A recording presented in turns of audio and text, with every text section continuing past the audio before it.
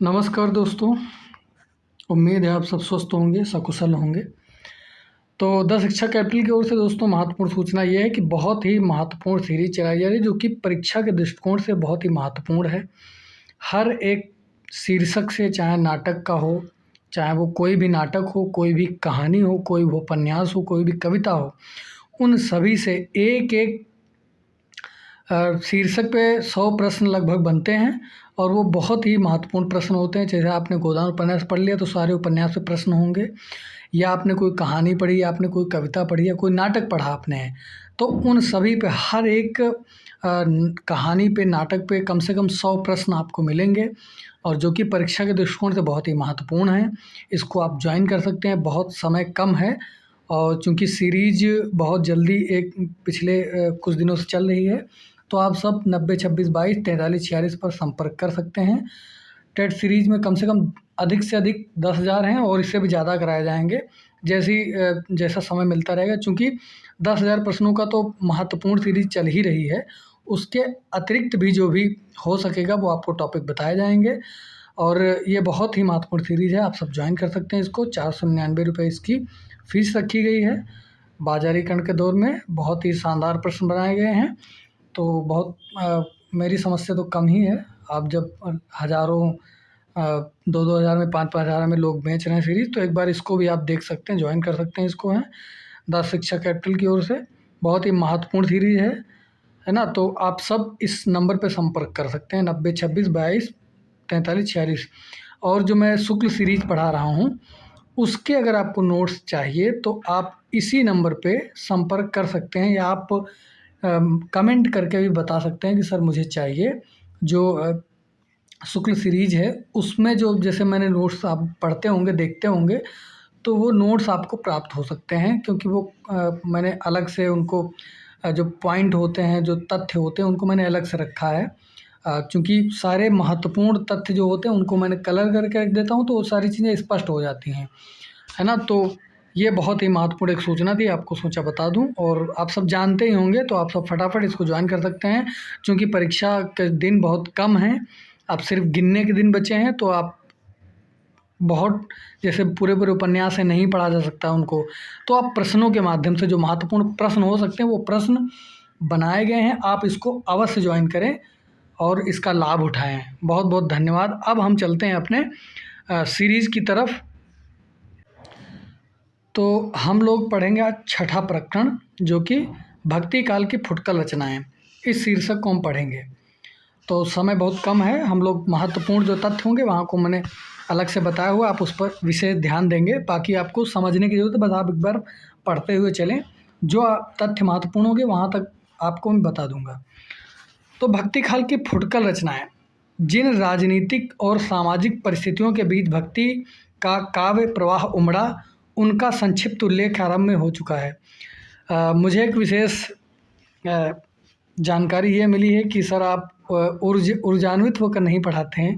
तो दोस्तों यह विषय ऐसा है, इसको समझ के पढ़ना होगा, है ना। मैं ऊर्जा से चिल्ला के पढ़ाऊँ या बहुत तेज़ उस तरीके से पढ़ाऊँ, तो वैसी मेरी अभिरुचि है नहीं।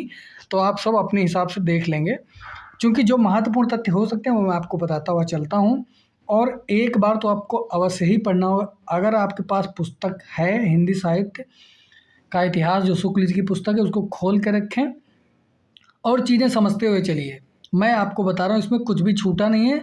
जो भी छूटा होगा, जहाँ पर स्किप करने वाला, वो मैंने कर दिया। चूँकि महत्वपूर्ण सीरीज है, इसको भी आप अवश्य पढ़ें और इसको देखते रहें। चूँकि समय भी क्लास में कभी कभी आ नहीं पाता है, तो समय अभाव में बहुत ही कम समय है, तो इसलिए मैंने सोचा इसको पूरा करा देता हूँ। तो हम पढ़ते हैं अब, क्योंकि समय बहुत कम है। भक्ति काल की फुटकल रचनाएं, इसमें महत्वपूर्ण कवि हैं, उनकी रचनाओं को इस खंड में रखा गया है। चूँकि प्रकरण ये छठा है। जिन राजनीतिक और सामाजिक परिस्थितियों के बीच भक्ति का काव्य प्रवाह उमड़ा, उनका संक्षिप्त उल्लेख आरंभ में हो चुका है, ऐसा शुक्ल जी बता रहे हैं। वह प्रवाह राजाओं या शासकों के प्रोत्साहन आदि पर अवलंबित न था, वह जनता की प्रवृत्ति का प्रवाह था, जिसका प्रवर्तक काल था। ना तो उसका पुरस्कार या यश के लोभ ने उत्पन्न किया था और ना भय रोक सकता था। उस प्रवाह काल के बीच अकबर ऐसे योग्य और गुणग्राही शासक का भारत के अधीश्वर के रूप में प्रतिष्ठित होना एक आकस्मिक बात थी। अतः सूर और तुलसी ऐसे भक्त कविश्वरों के प्रादुर्भाव के कारणों में अकबर द्वारा संस्थापित शांति सुख को गिनना बहुत भारी भूल है। उस शांति सुख के परिणाम स्वरूप जो साहित्य उत्पन्न हुआ वह दूसरे ढंग का था। उसका कोई एक निश्चित स्वरूप न था। सच पूछिए तो वह उन कई प्रकार की रचना पद्धतियों का पुनरुत्थान था जो पठानों के शासनकाल की अशांति और विप्लव के बीच दब सी गई थी और धीरे धीरे लुप्त होने जा रही थी। कवियों के सम्मान के साथ साथ कविता का सम्मान भी यहाँ तक बढ़ा कि अब्दुल रहीम खान खाना ऐसे उच्च पदस्थ सरदार क्या बादशाह तक ब्रजभाषा की ऐसी कविता करने लगे। कौन सी कविता लिखे हैं? जाको जस है जगत में जगत सराहें जाए, ताको जीवन सफल है कहत अकबर साए। तो ये अकबर की प्रशंसा के रूप में ऐसा लिख रहे हैं। कौन? अब्दुल रहीम खान खाना। उनकी आलोचना करते हुए शुक्ल जी अपनी बात कह रहे हैं कि जाको जैसे जगत में जगत सराहे जाए, जौन जगत में जैसा करता है वो ऐसा सराहा जाता है। ताको जीवन सफल है कहत अकबर साए। और ये लिखते हैं, साही अकबर एक समाने चले कान विनोद विकलोन बालहि, आहड़ते अबला निरख्यो चक चौंक चली करी आतुल चालहि, त्यों बलि बेनी सुधारी धरी सुभई छविसो ललना और लालहि, चंपक चारु कमान चढ़ावत काम जुहात लिए अहिबालहि। तो नरहरि और गंग ऐसे सुकवि और तानसेन ऐसे गायकी अकबरी दरबार की शोभा बढ़ाते थे। अकबर के दरबार के कवि कौन कौन से हैं? एक तो नारहर दास थे, गंग जी हैं। ये ऐसे सुकवि हैं जो तानसेन ऐसे गायक अकबरी दरबार की शोभा बढ़ाते थे। यह अनुकूल परिस्थिति हिंदी काव्य को अग्रसर करने में अवश्य सहायक हुई। कहते हैं कि यह जो परिस्थिति थी हिंदी काव्य की वो इस साहित्यिक काव्य को आगे बढ़ाने में अवश्य इसकी योगदान रहा है। वीर श्रृंगार और नीति की कविताओं का आविर्भाव के लिए विस्तृत क्षेत्र फिर खुल गए। यानी कि जो वीर श्रृंगार नीति की कविताएं जो चल रही थी उसके आविर्भाव के लिए विस्तृत क्षेत्र फिर से खुल गया, जैसे आरंभ में दिखाया जा चुका है। मतलब शुरुआत में बता चुके हैं। फुटकल कविताएं अधिकतर इन्हीं विषयों को लेकर छप्पय कवित सवैया दोहों में हुआ करती थी। मुक्तक रचनाओं के अतिरिक्त प्रबंध काव्य परंपरा ने भी जोर पकड़ा और अनेक अच्छे आख्यान भी इस काव्य में लिखे गए हैं। खेद है कि नाटकों की रचना की ओर ध्यान नहीं गया। खेद प्रकट करते हैं क्यों? क्योंकि सिर्फ काव्य ही रचा जा रहा था, नाटकों की तरफ किसी का ध्यान नहीं जा रहा था। तो उसके लिए खेद प्रकट करें शुक्ल जी। वो चाहते थे कि इस कालखंड में भी कुछ नाटक या उस तरीके से लिखे जाएं। चूँकि ऐसा नहीं हुआ इसलिए खेद व्यक्त कर रहे हैं। हृदय राम के भाषा हनुमान नाटक को नाटक नहीं कह सकते हैं। यानी जो हृदय राम की रचना है भाषा के हनुमान नाटक को नाटक नहीं कह सकते हैं। वो सिर्फ रचना का नाम है हनुमान नाटक, लेकिन उसको नाटक नहीं कह सकते। उस पर आपको विशेष ध्यान रखना है। मान लो पूछा जाए कि इसमें नाटक कौन कौन से नाटक विधा की रचना कौन कौन सी हैं, उसमें हनुमान नाटक रखा मिलेगा आपको विकल्प में। बस आपको पहचानना है कि हनुमान नाटक शुक्ल जी नाटक नहीं कह सकते हैं। शुक्ल जी मानते ही नहीं तो मैं भी नहीं मानूंगा। तो शुक्ल जी के अनुसार जो है हृदय राम के भाषा हनुमान नाटक को जो नाटक है उसको नाटक नहीं कह सकते हैं, ऐसा शुक्ल जी मानते हैं। इसी प्रकार सुप्रसिद्ध कृष्ण भक्त कवि व्यास जी संवत 1620 के आसपास के देव नामक एक शिष्य को रचा देव माया प्रपंच नाटक भी नहीं ज्ञातवर था। यानी यह भी जो है वो भी नाटक नहीं है, ज्ञात वार्ता है, मतलब सब ऐसा जानने में है। इसमें संदेह नहीं कि अकबर के राजत्व काल में एक और साहित्य की चली आती हुई परंपरा को प्रोत्साहन मिला, दूसरे भक्त कवियों की दिव्यवाणी का स्रोत उमड़ चला। ये महत्वपूर्ण तथ्य आपके लिए बन सकता है विकल्प में कि कह रहे हैं कि इसमें संदेह नहीं है कोई संदेह नहीं है कि अकबर के राजत्व काल में, अकबर के शासनकाल में एक और तो साहित्य की चली आती हुई परंपरा को प्रोत्साहन मिला। जो परंपरा पहले चली आ रही थी उसको प्रोत्साहन मिला, उसको लोगों ने सराहा। दूसरी ओर भक्त कवियों की दिव्यवाणी का स्रोत उमड़ा। दूसरी ओर जो और भक्त कवि थे उनको भी अवसर मिला, उनको भी दिव्यवाणी का स्रोत उमड़ चला। इन दोनों की सम्मति विभूति से अकबर का राजत्व काल जगमगा उठा। इन दोनों की सम्मिलित विभूति से राजत्व जगमगा उठा। साहित्य के इतिहास में उसका एक विशेष स्थान हुआ, जिसको भक्ति काल को स्वर्णयुग कहा जाता है। किसके अनुसार? ग्रियर्सन के अनुसार। जिस काल में सूर और तुलसी ऐसे भक्त के अवतार तथा नरहर गंग रहीम ऐसे निपुण भावुक कवि दिखाई पड़े, उसके साहित्य गौरव की ओर ध्यान जाना स्वाभाविक ही है।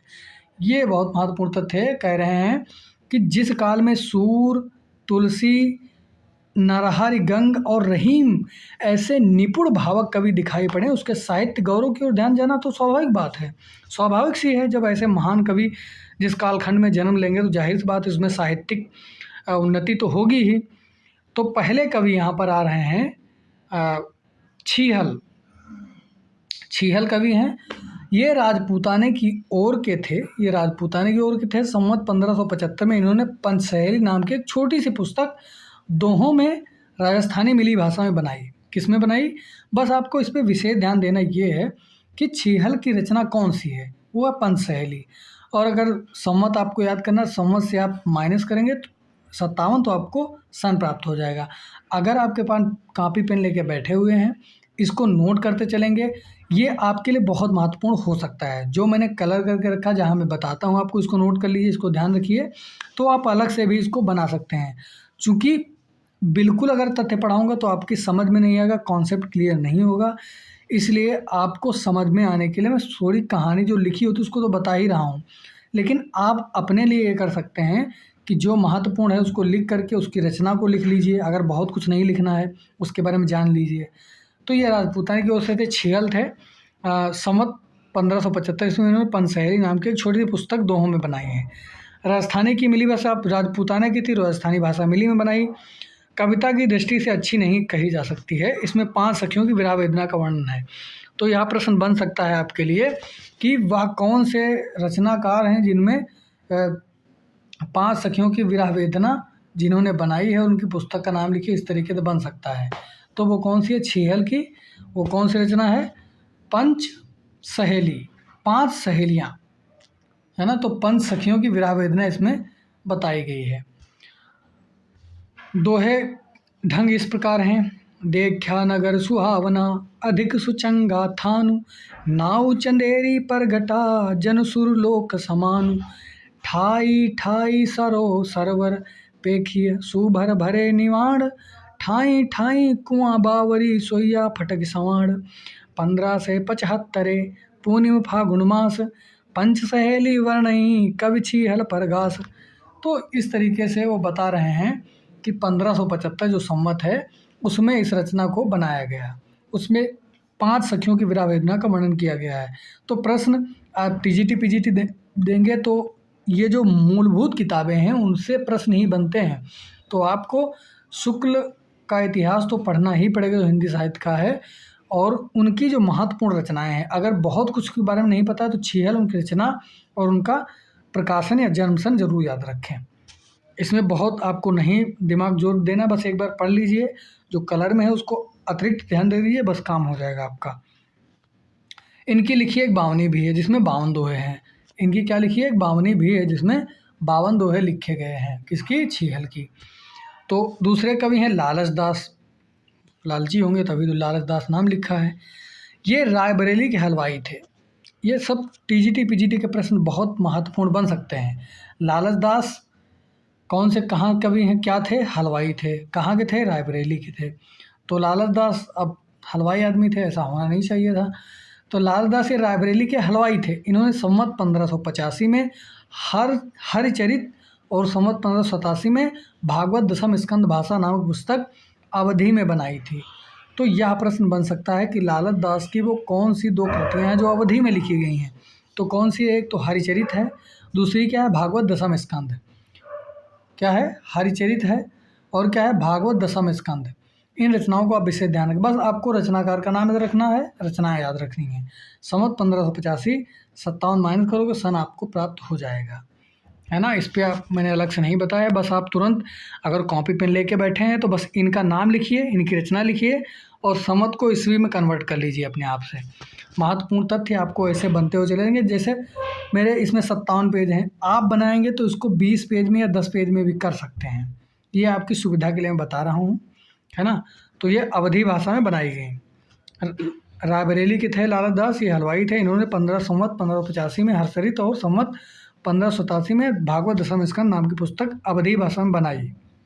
ये दोनों पुस्तकें काव्य की दृष्टि से सामान्य श्रेणी की हैं और दोहे चौपाई में लिखी गई हैं। चूँकि दोहा चौपाई चल ही रहा था तो सामान्य दृष्टिकोण है इनका और दोहा चौपाई में लिखी गई हैं।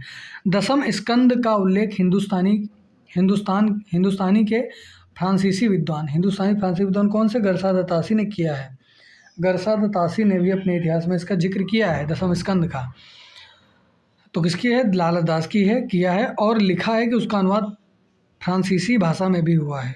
इसका अनुवाद ये बहुत इसलिए महत्वपूर्ण रचना बन जाती है लाला दास की, क्योंकि हिंदुस्तानी के जो फ्रांसीसी विद्वान गरसादतासी हैं इन्होंने उसका अनुवाद फ्रांसीसी में किया है। अब ये इसीलिए महत्वपूर्ण बन जाती है रचना। लाला दास की कौन सी, दसम स्कंद, और कौन सी रचना है, और हम लोग देख के आए हैं अभी हरिचरित। ये दो रचनाएं बहुत महत्वपूर्ण है, लाला दास हरिचरित, दसम स्कंद भाषा, जिसका अनुवाद किस में हुआ था, फ्रांसीसी भाषा में हुआ था। दसम किसने किया था, गरसादतासी ने। बस तथ्यों को आप प्रश्न में बदल लेंगे, अपने अंदर प्रश्न बनाइए, तथ्य याद हो जाएंगे।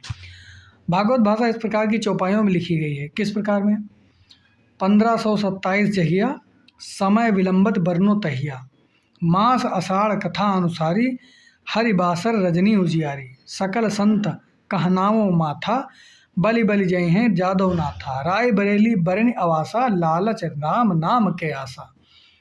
तो लालच को राम नाम की आस है। 1587 जाइए, 1587 की है। अगर इसको अगर आप याद कर लेंगे तो कुछ भी याद करने की ज़रूरत नहीं है। 1527 जाइए, राम विलंबत बरनो तहिया, है ना, मास आषाढ़ कथा अनुसारी, हरिबासर रजनी उजियारी, सकल संत कहवा। बहुत जटिल नहीं है, अगर रचना दे देगा तो आप पहचान जाएंगे किस कवि के बारे में बात कर रहे हैं, क्योंकि उनका नाम भी यहाँ पर नोट किया गया है। इस तरीके से हम लोग पहचान जाएंगे कि ये किसके बारे में बात किया जा रहा है, या दोहा या चौपाई किसके बारे में कही जा रही है। तीसरे कवि हैं कृपाराम। कृपाराम, इनका वृतांत ज्ञात नहीं है। इन्होंने संवत 1598 में रस रीत पर हित तरंगड़ी नामक ग्रंथ दोहे में बनाया। किस में बनाया है तरंगड़ी को, दोहे में। ये बहुत महत्वपूर्ण तथ्य आपके लिए है। हित तरंगड़ी कृपाराम, है ना, कृपाराम नहीं है, कौन है, कृपाराम, हाँ, कृपाराम हित तरंगड़ी। रचना आपको नहीं, जैसे कृपाराम उधर कृपाराम है तो कृपाराम हित करते हैं, इसीलिए उनका नाम कृपाराम है। तो हित तरंगड़ी, उससे आप रिलेट कर पाएंगे, याद कर पाएंगे। अगर रचना आपको नहीं याद पर कि हित तरंगड़ी किसकी रचना है तो आप ऐसे याद करें, कृपाराम, कृपा कौन करता है, जो हित चाहता है किसी का, तो हित तरंगिणी रचना उनकी है। ये बहुत महत्वपूर्ण रचना है, पूछी जाती है। तो रस रीति पर, कौन सा, रस रीति पर बनाया गया है और दोहे ग्रंथ में बनाया गया है। दोहे में इसका अनुवाद, मतलब इसको बनाया गया, दोहे में बनाया गया है। 1598 संवत है। इसको सन में कन्वर्ट करने के लिए 57 माइनस करने के लिए बार बार आपको बता रहा हूँ, पेन कॉपी लेकर बैठे हैं तो उसको जरूर नोट कर लें।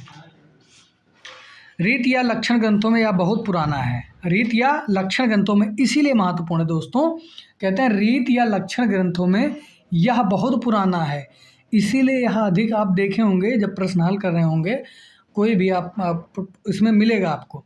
कवि ने कहा है कि और कवियों ने बड़े छंदों के विस्तार में संघर्ष का वर्णन किया है, पर मैंने सुघरता के विचार से दोहे में वर्णन किया है। और तो कवियों ने कहा कि बड़े बड़े छंदों में विस्तार किया है, लेकिन संघर्ष का वर्णन किया है, पर मैंने इसको सुघरता के विचार से क्या किया है, दोहों में वर्णन किया है। इससे जान पड़ता है कि इनके पहले और लोगों ने भी रीत ग्रंथ लिखे थे और अब नहीं मिलते। हित तरंगिणी के अतिरिक्त हित तरंगिणी के कई दोहे बिहारी के दोहों से मिलते जुलते हैं, पर इसे यह नहीं सिद्ध होता कि यह ग्रंथ बिहारी के पीछे का है, क्योंकि ग्रंथ में निर्माण काल बहुत स्पष्ट रूप से दिया हुआ है। कैसे, इसमें देखो उदाहरण लिखा हुआ है, सिद्ध दिशिव मुख चंद्र लखिमा शुद्धि त्रसियासु हित तरंगिणी हों रची कब हित परम प्रकाश। दोहे में एक बात और हो सकती है, या तो बिहारी ने उन दोहों का जानबूझ कर लिया अथवा वे दोहे पीछे से मिल गए। हित तरंगिणी के दोहे बहुत ही सरस भावपूर्ण परिमार्जित भाषा में हैं। कुछ नमूने देखिए, यहाँ पर नमूने दे रहे हैं। लोचन चपल कटाक्ष सर अनियारे विषपूरी, लोचन चपल कटाक्ष सर अनियारे विषपूरी, मन मृग बेंधे मुनिन के जन जन सहत बिशूरी, आज सवारे हाँ गई नंदलाल हित ताल, कुमुद कुमुदनी के भटू निरखे औरे हाल, पति आयो परदेश ते ऋतु बसंत को मानी, झमक झमक निज महल में टहलें करें सुरानी। तो इस तरीके से जो महत्वपूर्ण दोहे हो सकते हैं, चूँकि आपको सिर्फ रचना याद करनी है और किसकी है, किस में लिखी गई, दोहे में लिखी गई है, उसकी भाषा को समझने के लिए यहाँ पर इन्होंने दे दिया उदाहरण, तो इसको आप पढ़ लेंगे। देखो इनको पढ़ना बहुत ज़रूरी है आपके लिए। आप सोचेंगे इनको स्किप कर देंगे हम, तो जो महत्वपूर्ण हो सकते हैं, मैंने जो महत्वपूर्ण है वो रखे हुए हैं, और जो आपको लगे जैसे किताब में आपने पढ़ा तो उनको पढ़ने से भाषा समझ में आती है। ये मत समझिए कि इसको पढ़ने से क्या मतलब है। इसको पढ़ने से आपको पहली चीज़ तो छंद पता चल गया कि किस छंद में उनकी रचना है, दूसरी क्या पता चली कि किस भाषा में लिखा गया है। तो इसलिए इनको पढ़ना चाहिए, याद करने के नहीं, बस इनको समझने के लिए कि भाषा कैसे लिख रहे थे, है ना, उनका क्या कौन सा छंद का प्रयोग किया जा रहा था, वो सब ज़रूरी है, इसलिए इनको पढ़ना बहुत ज़रूरी है। अगर अर्थ में जाएंगे तो अर्थ भी उसका अलग तरीके से निकलता है। लोचन चपल कटाक्ष सर अनियारे विस्फोर, और मन मृग बेंधे मुनिन के जगजन सहत बिसूर। आज सवारे हाँ गई नंदलाल हिताल, कुमुद कुमुदनी के बटु निरखे और हाल। तो इस तरीके से आप याद कर सकते हैं। चौथे हैं महापात्र नरहर बंदी जन। महापात्र नरहर बंदी जन, इनका जन्म संवत 1562 में और मृत्यु संवत 1667 में कही जाती है। अब कही जाती है तो हम भी कहेंगे भाई, जब कही जा रही है तो मैं भी कहूँगा। तो इसमें 57 आप माइनस करके लिख लीजिए, फटाक से नोट कर लीजिए अगर आपको दोनों चीज़ें नहीं याद करनी है। संवत 1562 में, मृत्यु कब हुई 1667 में। जन्म संवत 1562 और मृत्यु संवत 1667 में कही जाती है। महापात्र की उपाधि ने अकबर के दरबार से मिली थी। महापात्र की उपाधि किससे मिली थी? अकबर के दरबार में मिली थी। चूँकि अकबर के दरबार में ही थे तो इसलिए इनको महापात्र की उपाधि दे दी गई। ये असनी फतेहपुर के रहने वाले थे और अकबर के दरबार में इनका बहुत मान था। इन्होंने छप्पे और कवित्त कहे हैं। ये बहुत महत्वपूर्ण तथ्य है कि असनी फतेहपुर के रहने वाले थे, अकबर के दरबार में इनका बहुत मान था, इन्होंने छप्पे और कवित्त कहे हैं। तो महापात्र नरहर बंदीजन, महापात्र नरहर बंदीजन कवि हुए हैं जो असनी फतेहपुर के रहने वाले थे, अकबर के दरबार में इनका बहुत सम्मान था, छप्पे और कवित्त कहे हैं। तो इनके बनाए 2 ग्रंथ प्रसिद्ध हैं। कौन कौन से? रुक्मणी मंगल और छप्पय नीति। कौन कौन से? रुक्मणी मंगल और छप्पय नीति। चूँकि छप्पय इन्होंने लिखा है, छप्पय नीति हो गया रुक्मणी मंगल, है ना, रुक्मणी मंगल। तो ये भी रचना इनकी है। इनके 2 ग्रंथ परंपरा से प्रसिद्ध हैं, यानी परंपरा से प्रसिद्ध हैं, उनमें चर्चित थे ग्रंथ, तो इसीलिए इनको नोट कर दिया गया है। रुक्मणी मंगल और छप्पय नीति, ये 2 किसके हैं? महापात्र बेनी बंदीजन। एक तीसरा ग्रंथ भी है, कवित्त संग्रह, भी खोज में मिला है। एक तीसरा ग्रंथ क्या है? कवित्त संग्रह, जिसमें कवित्त, अब कवित्त सब ये लिखे हैं, तो एक तो होगा छप्पय, क्या लिखा है ऊपर? एक तो लिखा है छप्पय नीति, दूसरा है कवित्त संग्रह, और पहला क्या है? रुक्मणी मंगल। तो तीनों रचना याद करनी है। बेनी बंदीजन, है ना, महापात्र बेनी बंदीजन अकबर के दरबार में थे, छप्पय कवित्त कहे हैं। कौन कहा है? तो छप्पय नीति, कवित्त संग्रह और रुक्मणी मंगल, 3 रचनाएं इनकी हैं। और कुछ विशेष तौर से ध्यान नहीं देना, बस सुनते जाना है या देखते जाना है। इनका वह प्रसिद्ध छप्पय नीचे दिया जाता है, जिस पर कहते हैं अकबर ने गोवध बंद कर दिया। ये बहुत महत्वपूर्ण तथ्य आपके लिए है कि वह कौन सा कवि है जिसके कहने पर अकबर ने गोवध को बंद कराया था, है ना। तो वह कौन सा छप्पय है, उस तरीके से दोहे में विकल्प में आ सकता है, या वह कौन सा कवि था जिसकी रचना पर उन्हें अकबर ने गोवध बंद करवा दिया था, यानी गौओं का वध बंद करवा दिया था। तो वो कौन था? वो थे बेनी माधव बंदीजन, बेनी बंदीजन, महापात्र बेनी बंदीजन, है ना। तो अकबर के शासनकाल में गोवध बंद करके बहुत बड़ी बात है। अहिरुदंत तिन, क्या है इसमें? छप्पय नीति, हाँ। अहिरुदंत तिन धरे ताहि नहीं मार सकत कोई, अहिरुदंत तिन धरे ताहि नहीं मार सकत कोई, हम संतत तिन चरहि बचन उच्चरहि दीन होई, अमृत पय नित श्रमहि बत क्षमहि थमन थाम जामहि, हिंदु ही मधुर देहि कटुक तुरकहि ना पियामहि, कह कवि नरहरि अकबर सुनो विनवति गौ चोरे करन, अपराध कौन मोहि मारियत मनु चाम सेवय चरण। तो इस तरीके से अर्ज करते हुए कहने अहिरव दंत तिन धरे ताहे, अहिरव दंत तिनु धरे ताहि, ना ही मारे सकत कोई, उसको भी कोई मार नहीं सकता है। हम संतत तिनु चरहि बचन, यानी हम संतत माने हम संतान हैं उनकी, उनको चराते हैं। वचन उच्चरहि दीन, मतलब एक उनसे दीन भाव में प्रार्थना कर रहा है। अमृत पय निश्रवहि, उनका हम अमृत पान करते हैं, उनका दूध पीते हैं। बच्छ दूध मतलब उसके बछड़े भी दूध पीते हैं। मई थम्मन जावहि, हिंदू ही मधुर न देहि कटुक, और हिंदुओं को भी मधुर न किसी को भी कष्ट नहीं देते हैं। तुर्क ही न पियावहि, है ना, सबको मतलब उपयोगी है सबके लिए, एक तरीके से बात कहने का प्रयास कर रहे हैं। कहकर कवि नरहार के बगल सुनो बिनती, गौ जोरे चरण, गौ जोरे करण। तो इसके इस छप्पे पे क्या किया उन्होंने, गोवध बंद कर दिया अकबर ने। तीसरे पाँचवें कवि और जो महत्वपूर्ण हो सकता था वो मैंने रख दिया है, और इसलिए बीच में मैंने बताया हुआ, आपकी पुस्तक उठाएंगे उसमें देखेंगे तो मैंने क्या स्किप किया है, वो आपके लिए महत्वपूर्ण अभी नहीं है, इसलिए मैंने उसको स्किप कर दिया है।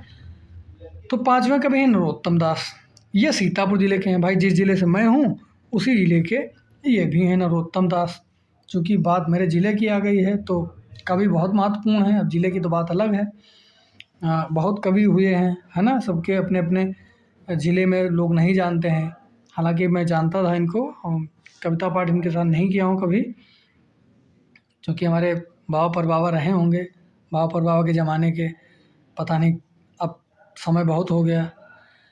ये सीतापुर ज़िले के बाड़ी नामक कस्बे के रहने वाले थे। किस ज़िले के? बाड़ी, ज़िला सीतापुर के थे, बाड़ी नामक कस्बे में रहते थे।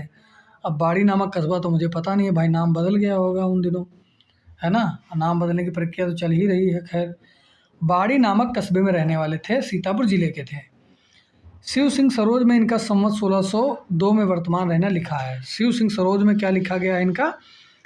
1602 में, संवत 1602 में इनका क्या था? वर्तमान, यानी संवत 1602 में थे। इनकी जात का उल्लेख कहीं नहीं मिलता है। इनका सुदामाचरित ग्रंथ बहुत प्रसिद्ध है, इसीलिए ये बहुत महत्वपूर्ण कवि हैं। सुदामाचरित इनका बहुत महत्वपूर्ण है। अरे द्वारपालों कन्हैया से कह दो कि मिलने सुदामा गरीब आ गया है। तो वो सारे, अब जैसे आप भजन सुनते हैं तो सब आधार ग्रंथ ये कथाएँ ही रही हैं।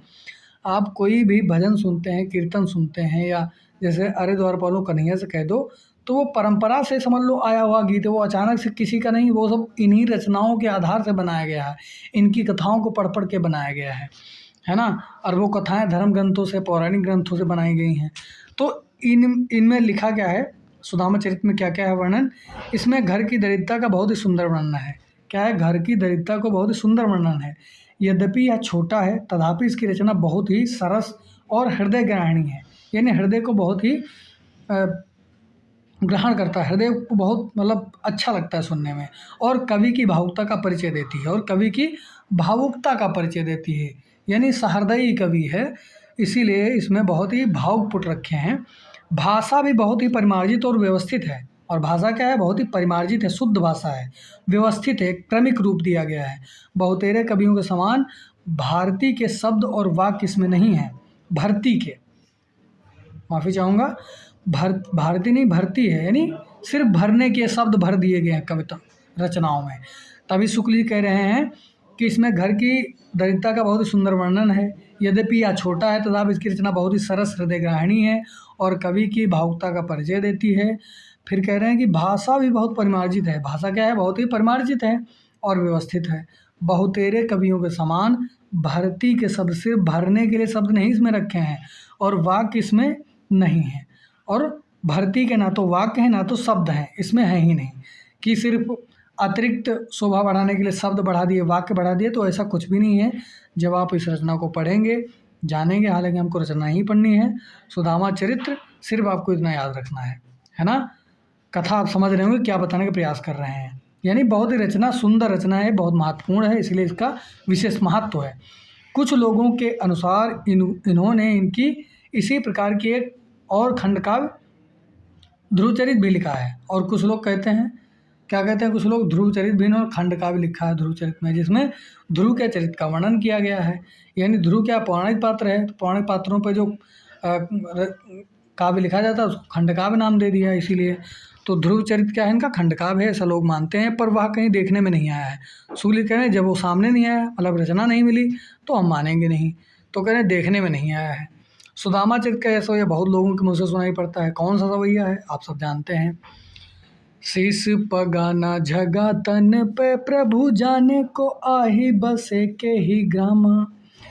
धोती फटी सी लटी दुपटी और पाए उपाना को नहीं सामा। द्वार खड़ा दुज दुर्बल एक रहो चकिसो वसुधाय अभिरामा। पूछत दीन दयाल को धाम बतावत आपनो नाम सुदामा। पूछत दीन दयाल को धाम बतावत आपनो नाम सुदामा। क्या सुंदर भाषा का प्रयोग किया है सवैये में। अब देखो कहते हैं कि भाषा में अतिरिक्त ना तो शब्द है ना तो वाक्य हैं। बस इसका प्रमाण देखिए क्या दे रहे हैं शुक्ल जी कि शीस पगा, शीस पे क्या है, पगड़ी है, ना झगा तन पे और कोई तन पे कपड़ा नहीं है। प्रभु जाने को आ ही बसे के ही ग्रामा, और मन में विचार करें सुदामा जी कि न जाने प्रभु किस कौन से ग्राम में बसे हुए हैं। धोती फटी सी यानी जाने कहीं आ ही बसे के ही ग्रामा, किस ग्राम का निवासी है ना। धोती फटी सी, धोती फटी है, लटी दुपटी और बहुत ही पुराने वस्त्र हैं, लकुटी है उस पर से एक पोटली जो है वो लटी दुपटी और पाए उपाना को नहीं सामा, और पैर में पहनने के लिए कोई भी ना तो चप्पल है ना तो खड़ाऊँ है, कुछ भी नहीं है, ना तो गोल्ड स्टार के जूते ही थे, उस ज़माने में चलते नहीं थे है ना। तो पहले नंगे पाँव लोग बहुत चलते थे। अब या कह लीजिए कि वैसे साधन नहीं थे है ना, ये भी कह सकते हो। और तब वैसा कुछ अब नंगे पाँव तो अब चल भी नहीं सकते हैं कहीं ऐसा। तब मिट्टी के रास्ते होते थे और मिट्टी पे नंगे पैर चलने में कोई दिक्कत नहीं होती थी। अब तो भैया चप्पल ना पहने हो तो पता नहीं क्या हो जाएगा पाँव में, तुम्हारे पाँव में छाला तो छाला है, ऑपरेशन करवाना पड़ेगा। तो धोती फटी सी लटी दुपटी और पाए उपाना को नहीं सामा, पैर में भी कुछ पहनने के लिए नहीं था। द्वार खड़ो द्विज दुर्बल एक, द्वार पे क्या खड़ा है, द्विज माने ब्राह्मण, दुर्बल खड़ा है एक। रहो चकिसो वसुधा अभिरामा, और वहाँ बिल्कुल रहो चकिसो वसुधा अभिरामा। पूछत दीन दयाल को धाम, और भगवान कृष्ण का धाम पूछ रहे हैं, कौन सा घर है, बतावत आप नाम सुदामा। जिस किसी को पूछते हैं कि उनका घर बता दो भाई दीनदयाल का, दीनदयाल कौन, भगवान श्री कृष्ण का घर पूछ रहे हैं अपने मित्र का, बताओ तो आप कहते तुम्हारा नाम कहा है, कि हमारा नाम सुदामा है। कहने अच्छा पुराण व्यवहारी है उनके कालागत। तो कृष्ण की दीन वत्सलता और करुणा का यह है। और सवैया देखिए आगे, और एक सवैया है। कैसे बिहाल बिवाइन सो भय कंटक जाल गड़े पग जोए। हाय महादुख पाए सखा तुम आए इते न किते दिन खोए। देख सुदामा की दीन दशा करुणा करके करुणा निधि रोए। पानी परात को हाथ छुयो नहीं नैनन के जल सो पग धोए। पानी परात को हाथ छुयो नहीं नैनन के जल से पग धोए। कैसे बिहाल बिवाइन शोभे, उनकी बिवाइयों पैर नहीं तो बिवाइयाँ थी फट गई थी। कंटक जाल गड़े पग जोए, और पैरों में उनके कांटों के समझ लो कांटे गड़े पड़े हैं। हाय महादुख पाए सखा, अरे इस तरीके से भगवान कृष्ण देख करके बहुत व्यथित हो गए हैं। हाय महासुख पाए सखा तुम आए इते किते दिन खोए, तुम इतने दिन कहाँ भटकते रहे। देख सुदामा की दीन दशा करुणा करके करुणा निधि रोए। आहा क्या बात है। पानी परात को हाथ छुओ नहीं, और उनके पैर धोने के लिए परात में पानी लेकर आए हैं और कहते हैं पानी परात को हाथ छुओ नहीं। इतना विह्वल हो गए देख करके कि नैनन के जल सो पग धोए, और अपने आंसुओं से उनके पैरों को धुला है। जैसे ही वो धोने चले उनकी आंखों से आंसू निकलने के देख के तो समझ लो अपने आंसुओं से ही उनको पैरों को धोया है। बहुत ही सुंदर मित्रता थी भगवान कृष्ण सुदामा की, आप सब उससे परिचित होंगे। छठे कवि हैं आलम, इनका भी आलम निराला ही होगा। ये अकबर के समय के एक मुसलमान कवि थे जिन्होंने संवत सन 991 हिजरी संवत अर्थात संवत 1639-40 में माधव नल कामकंदला, ये भी रचना बहुत महत्वपूर्ण है। माधव नल कामकंदला जो कि आलम की बहुत महत्वपूर्ण कृति है। नाम की प्रेम कहानी दोहा चौपाई में लिखी है। क्या है, प्रेम कहानी है इसमें, दोहा और चौपाई में लिखी गई है? कौन सी? माधवनल, कामकंदला, जो कि आलम कवि हैं, आप सब जानते हैं। 5 चौपाइयाँ, अर्धालियों पर एक दोहा सोरठा है। दोहा या सोरठा है। यह श्रृंगार रस की दृष्टि से लिखी जान पड़ती है, आध्यात्मिक दृष्टि में नहीं। तो यह तथ्य आपके लिए बहुत महत्वपूर्ण है कि यह श्रृंगार की दृष्टि से लिखी जान पड़ती है, आध्यात्मिक दृष्टि में नहीं। जैसे वो लिखते हैं शुक्ल जी कि आध्यात्मिक रंग के चश्मे बहुत ही सस्ते हो गए हैं, है ना। जो विद्यापति के दोहों को ही भक्त वैसा उसमें आगे आप पढ़े होंगे, आप भक्ति काल में पढ़ाया गया आपको है पीछे। यह श्रृंगार रस की दृष्टि से ही लिखी जान पड़ती है, आध्यात्मिक दृष्टि में नहीं। ये शुक्ल जी बता रहे हैं। किसके बारे में बता रहे हैं? ये माधवनल कामकंदला के बारे में बता रहे हैं। इसमें कुछ रुचिरता और वह कहानी की है। वस्तु वर्णन, भाव व्यंजन आदि नहीं है। कहानी भी प्राकृत अपभ्रंश से चली आती हुई कहानी है। कवि ने रचनाकाल का उल्लेख इस प्रकार किया है। दिल्ली पति अकबर सुल्तानो सप्तद्वीप में जागी आना, धर्मराज सब देश चलावा, हिंदू तुर्क पंथ सब लावा। सन 951 आही, करो कथा और बोलो ताही। सातवें कवि महाराज टोडरमल हैं। ये कुछ दिन शेरशाह के यहाँ ऊंचे पद पर थे। पीछे अकबर के समय भूमिहार विभाग के मंत्री हुए हैं। ये क्या था? शेरशाह के यहाँ क्या थे? एक भूमिकर विभाग के मंत्री हुए हैं। कौन? टोडरमल। टोडरमल आप जब तुलसीदास के बारे में जब पढ़ते हैं, टोडरमल का जिक्र उसमें ज़रूर आता है। तो भूमिकर विभाग के मंत्री हुए थे अकबर के शासनकाल में। ये भी एक रचनाकार थे। तो क्या है? महाराज टोडरमल कुछ दिन शेरशाह के यहाँ उच्च पद पर रहे और पीछे अकबर के समय में भूमिकर विभाग के मंत्री हुए। इनका जन्म संवत 1550 में और मृत्यु संवत 1646 में हुई। तुरंत आप नोट डाउन करते चलिए। ये कुछ दिनों तक बंगाल के सूबेदार भी थे। ये जात के खत्री थे। ये क्या थे? बंगाल के कुछ दिनों तक सूबेदार रहे और फिर ये जात के क्या थे? खत्री थे। इन्होंने शाही दफ्तरों में हिंदी के स्थान पर फारसी का प्रचार किया, जिससे हिंदुओं का झुकाव फारसी की ओर, शिक्षा की ओर भी गया। तो ये तथ्य आपके लिए बहुत महत्वपूर्ण है। किसने? इन्होंने शाही दफ्तरों में हिंदी के स्थान पर फारसी का प्रचार किया था। तो कौन सा वो कवि था जिसने हिंदी के स्थान पर फारसी का प्रचार किया था, जिससे हिंदुओं का झुकाव फारसी की तरफ, फारसी की शिक्षा की ओर हो गया था? तो वो कवि कौन से हैं भाई? टोडरमल जी हैं, जो अकबर के समय भूमिकर विभाग के मंत्री हुए थे। आगे देखते हैं क्या है। ये प्राय नीति संबंधी पद्य कहते थे। इनकी कोई पुस्तक तो नहीं मिलती है। फुटकल कवित्व इधर उधर बिखरे मिलते हैं। फुटकल कविता है। कवित्व में जार को विचार कहाँ, गणिका को लाज कहाँ, गदहा को पान कहाँ, आंधरे को आरसी। निगुनी को गुण कहाँ, दान कहाँ, दारिद को सेवा कहाँ, सुम की अरंडन की डारसी।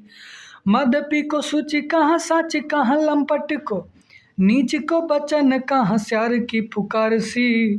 टोडर सुकविय से हठी तो न टारे टरे, भावे कहाँ सूधी बात, भावे कहाँ फारसी। क्या बात है! टोडरमल भी एकदम धुएंधार लिखे हैं। कवित्व लिखा है। जार को विचार कहाँ, गणिका को लाज कहाँ, है ना। मूढ़ आदमी को विचार कहाँ से आता है? गणिका को लाज कहाँ? जो नृत्यांगनाएँ होती, नाचने वाली, उनको लाज कहाँ से आती है? गदहा को पान कहाँ, और गधे लोगों को पान कहाँ से मिलेगा? आंधरे को आरसी। नुगनी को गुण कहाँ, जो निर्गुणी मतलब जो गुण नहीं चाहता उसको गुण कहाँ से मिलेगा? दान कहाँ, दारिद्र को, और दरिद्र को दान कहाँ से मिलेगा? सेवा कहाँ, सूम की, अरंडन की डारसी। मदपी को शुचि कहाँ, मदपी यानी जो पापी आदमी है उसको पवित्रता कहाँ से भाएगी? साँच कहाँ लंपट को, और लंपट को सत्य कहाँ अच्छा लगता है? नीच को बचन कहाँ, है ना। नीच को बचन कहाँ, स्यार की पुकार से, और नीचे आदमी को स्यार की पुकार से, उसको बचन कैसे लगते हैं? स्यार की पुकार से लगते हैं कि आदमी भड़बड़ा रहा है। टोडर सुखा भी ऐसे हाथी तो न टारे टरे, भावे कहाँ सूधी बात, भावे कहाँ फारसी, है ना। कहाँ सूधी बात और कहाँ फारसी में। तो इस तरीके से फारसी का प्रचार कर रहे थे टोडरमल जी। आठवें कवि हैं महाराज बीरबल। बीरबल की खिचड़ी आप सबने खाई होगी। इनकी जन्मभूमि कुछ लोग नारनौल बताते हैं और इनका नाम महेश दास था। तो महेश दास इसका नाम था, इनका महाराज बीरबल का। महाराज बीरबल का क्या नाम था? महेश दास था। ये नारनौल बताते हैं इनकी जन्मभूमि थी। प्रयाग के किले के भीतर जो अशोक स्तंभ है, आप सब गए होंगे प्रयागराज, तो जो लोग गए हैं उसको ध्यान देंगे कि अशोक स्तंभ है उस पर यह खुदा हुआ है। क्या लिखा है? संवत 1632 साके 1493 मार्ग बदी 5 सोमवार गंगादास सुत महाराज बीरबल श्री तीर्थ यात्रा प्रयाग की यात्रा पर सफल लिखित। यानी कोई तीर्थ यात्रा पर गए होंगे तो बीरबल के दरबार, अकबर के दरबार में थे, तो भाई राजाओं के शासन में कुछ भी करवा सकते हो, तो उन्होंने पस्तर अभिलेख होगा, जाहिर सी बात है अशोक स्तंभ है तो उस पर पस्तरों पे खुदवाया होगा जब ये गए होंगे। चूँकि महत्वपूर्ण कवि रहे हैं तो इनका भी नाम उस पर आपको मिलेगा। आप यदि कोई गए होंगे तो इसको ध्यान दिए होंगे, नहीं ध्यान दिए तो आप ध्यान दे लें, है ना। तो अशोक स्तंभ पर खुदा है क्या? संवत 1632 साके 1493 मार्गवदी 5 सोमवार गंगादास सुत महाराज बीरबल श्री तीर्थ प्रयाग की यात्रा पर सफल लिखित। यानी तीर्थ यात्रा पर गए होंगे। यह लेख महाराज बीरबल के संबंध में ही जान पड़ता है क्योंकि गंगादास और महेशदास नाम के मिलते जुलते नाम हैं, जैसे कि पिता पुत्र का हुआ करता है। बीरबल को जो उल्लेख भूषण ने किया है उसके निवास स्थान पर का पता चलता है। बीरबल का उल्लेख भूषण ने भी किया है, उससे इनके निवास स्थान का पता चलता है। द्विज कन्नौज कुल कैसे प्रयत्नाकर सुति धीर बसत त्रिविक्रमपुर सदा तरन तनुजा तीर बीरबल से जहाँ उपजे कवि और भूप देव बिहारी स्वर जहाँ विश्वेश्वर तद्रूप। इनका जन्म स्थान तिकमापुर ही ठहरता है। क्या ठहरता है? तिकमापुर। पर यह कुल का निश्चय नहीं होता, कुल का इनके निश्चय नहीं होता। या तो प्रसिद्ध है कि ये अकबर के मंत्रियों में थे, ये बड़े ही वाक्चातुर और प्रत्युत्पन्न मति थे। इनके और अकबर के बीच होने वाले विनोद और चुटकुले उत्तर भारत के गांव में प्रसिद्ध हैं। तो इस तरीके से आपको तथ्य मिल सकता है कि ये किसके बारे में बताया जा रहा है, तो आप सब लोग अंदाज़ा लगाएंगे। अकबर के मंत्रियों में थे कौन? था बीरबल थे, जाहिर सी बात है, और बड़े ही वाक्य चातुर थे और प्रत्युन्मति थे, यानी तुरंत फटाक से उत्तर देते थे, है ना। इनके और अकबर के बीच में होने वाले विनोद और चुटकुले उत्तर भारत में गाँव में प्रसिद्ध हैं। ये तथ्य आपको हूबहू ऐसे मिलेगा। बोलेगा कौन कवि के बारे में बात की जा रही है, तो अकबर के दौर में बहुत सारे कवि हुए हैं, तुलसीदास भी हुए हैं, बीरबल भी हुए हैं, है ना। तो आपको ध्यान रखना कि ये बात बीरबल के बारे में कही जा रही है। तिकमापुर इनका स्थान जन्म स्थान ठहरता है। अकबर के मंत्रियों में एक थे। ये तथ्य आपको विशेष तौर से ध्यान रखना है। ये सब यूजीसी नेट के दृष्टिकोण से भी और वैसे भी बहुत ज़रूरी है। महाराजा बीरबल ब्रज भाषा के अच्छे कवि थे और कवियों के बड़ी ही उदारता के साथ सम्मान करते थे। महाराज बीरबल ब्रजभाषा के अच्छे कवि थे और कवियों का बड़ा ही उदारता के साथ सम्मान करते थे, यानी खुद तो लिखते दूसरों का भी सम्मान करते थे। ऐसा नहीं कि हम ही कवि हैं तो हम अपना ही लोगों को सुनाएंगे, दूसरों का भी सम्मान करते थे। कहते हैं केशवदास जी को इन्होंने एक बार 6 लाख रुपए दिए थे। क्या बात है, मंत्री पद पर रहे हुए हैं, इसका मतलब ये है मंत्री तो थे ही, तो पैसा कमी कहाँ से न हुई, है ना। मंत्री को कहाँ पैसे कमी होती है आजकल। बस एक बार आप मंत्री विधायक बन जाइए, आपकी पुश्तें खाएंगी, है ना, पुश्तों तक आपको समझ लो धनाढ़ बने रहेंगे। तो वैसे ही ये बीरबल जो मंत्री थे कवि भी थे। तो कहते हैं केशवदास को इन्होंने एक बार 6 लाख रुपए दिए थे और केशव की पैरवी से ओरछा नरेश पर 1 करोड़ का जुर्माना मुआफ़ कराया था। यानी केशव की पैरवी से ओरछा के नरेश पर 1 करोड़ का जुर्माना लग गया था, जिसको माफ़ करा दिया था। इनके मरने पर अकबर ने यह सोरठा कहा था, दीन देख सब दीन एक न दीन हो दुसा दुख, सो अब हम कहाँ दीन कछु नहीं राख्यो बीरबल। दीन देख सब दीन एक न दीन हो दुसा दुख, सो अब हम कहाँ दीन कछु नहीं राख्यो बीरबल। इनकी कोई पुस्तक नहीं मिलती है, पर कई सौ कवित्व एक संग्रह भरतपुर में है। यानी कई सौ कवित्वों का एक संग्रह है, भरतपुर में उपलब्ध है। वहाँ जाकर के आप पता कर सकते हैं, जो कोई भी शोध कर रहा होगा, है ना। आप भी अगर जानने के इच्छुक हैं तो आप भरतपुर जा सकते हैं, पता कर सकते हैं। इनकी कोई पुस्तक नहीं मिलती है, ये कवित्वों का एक संग्रह है भरतपुर में जो उपलब्ध है। इनकी रचना अलंकार आदि काव्यांगों से पूर्ण और सरस्वती थी। कविता में अपना नाम ब्रह्म रखते थे। कविता में अपना नाम क्या रखते थे? ब्रह्म रखते थे, है ना। कविता में अपना नाम ब्रह्म रखते थे। ब्रह्म ने सृष्टि का ब्रह्म जी सृष्टि का निर्माण करते हैं, इसलिए कविता का निर्माण करते थे, ब्रह्म नाम रख लिया होगा अपना। भाई कविता का निर्माण करते थे। भाई खुद लिखते हो तो खुद नाम मत रखना ब्रह्म हो, नहीं तो अलग दृष्टिकोण से देखे जाओगे, है ना। ये एक यहाँ पर उदाहरण दिया गया है। उछरी उछरी भेकी झपटे उरग पर, उरग पे केकिन के लपटे लाहकी हैं, केकिन के सूरत हिये न कछु, केकिन के सूरत हिये न कछु, कछु है कछु भय एकरी, करी के हरि न बोलत बहकी है, कहें कभी ब्रह्मवारी हेरत हरिन फिरे। ये देखो ब्रह्म नाम यहाँ पर आ गया है। ब्रह्म इनको समझ लो क्या मख्ता लगाते हैं।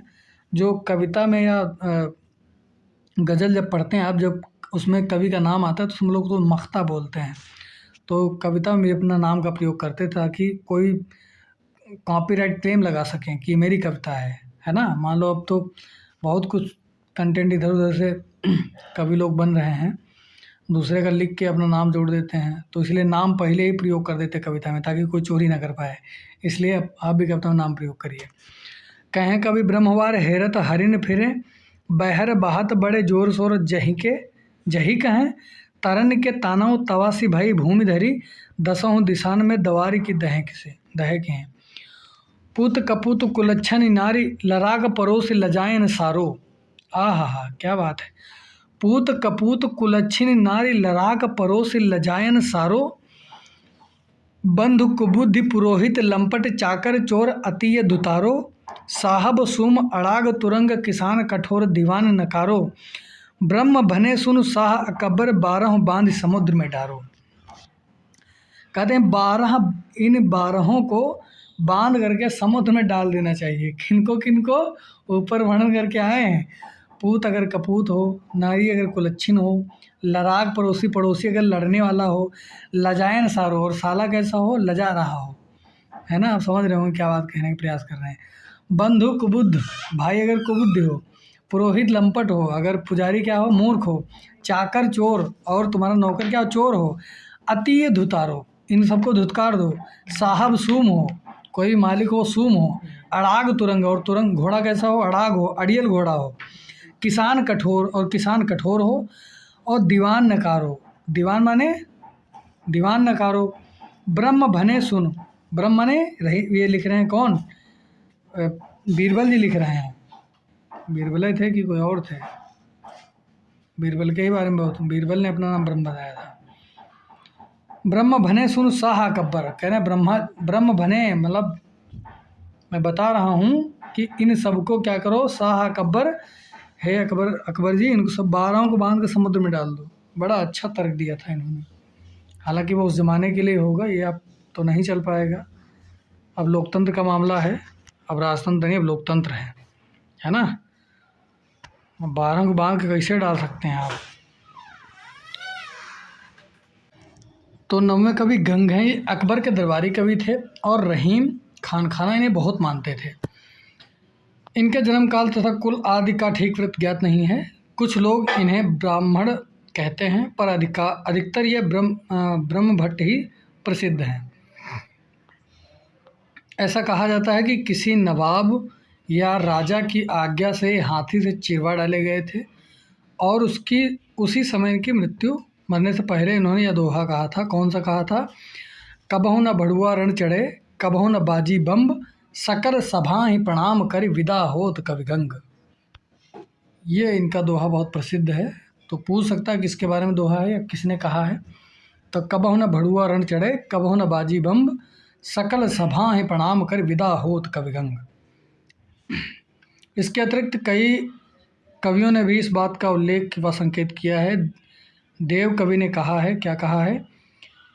एक भय प्रेत एक मींज भारे हाथी। इस तरीके से तथ्य दिया हुआ है थोड़ा सा। ये पद भी संबंध में ध्यान देने योग्य है। कौन सा? सब देवन को दरबार जुर्यो तहें पिंगल छंद बनाए के गायो, जब काहू के अर्थ कहो न गयो तब नारद एक प्रसंग चलायो, मृतलोक में है न एक गुनी कवि गंग को नाम सभा में बतायो, सुन चाह भई परमेश्वर को तब गंग के लेन गणेश पठायो। गंग ऐसे गुनी को गयंद सो चिराइए, है ना। गंग ऐसे गुनी को गयंद सो चिराइए। इन प्रमाणों से घटना ठीक ठहरती है। गंग कवि बहुत निर्भीक होकर बात कहते थे। वे अपने समय के नरकाव्य करने वाले कवियों में सबसे सर्वश्रेष्ठ माने जाते हैं।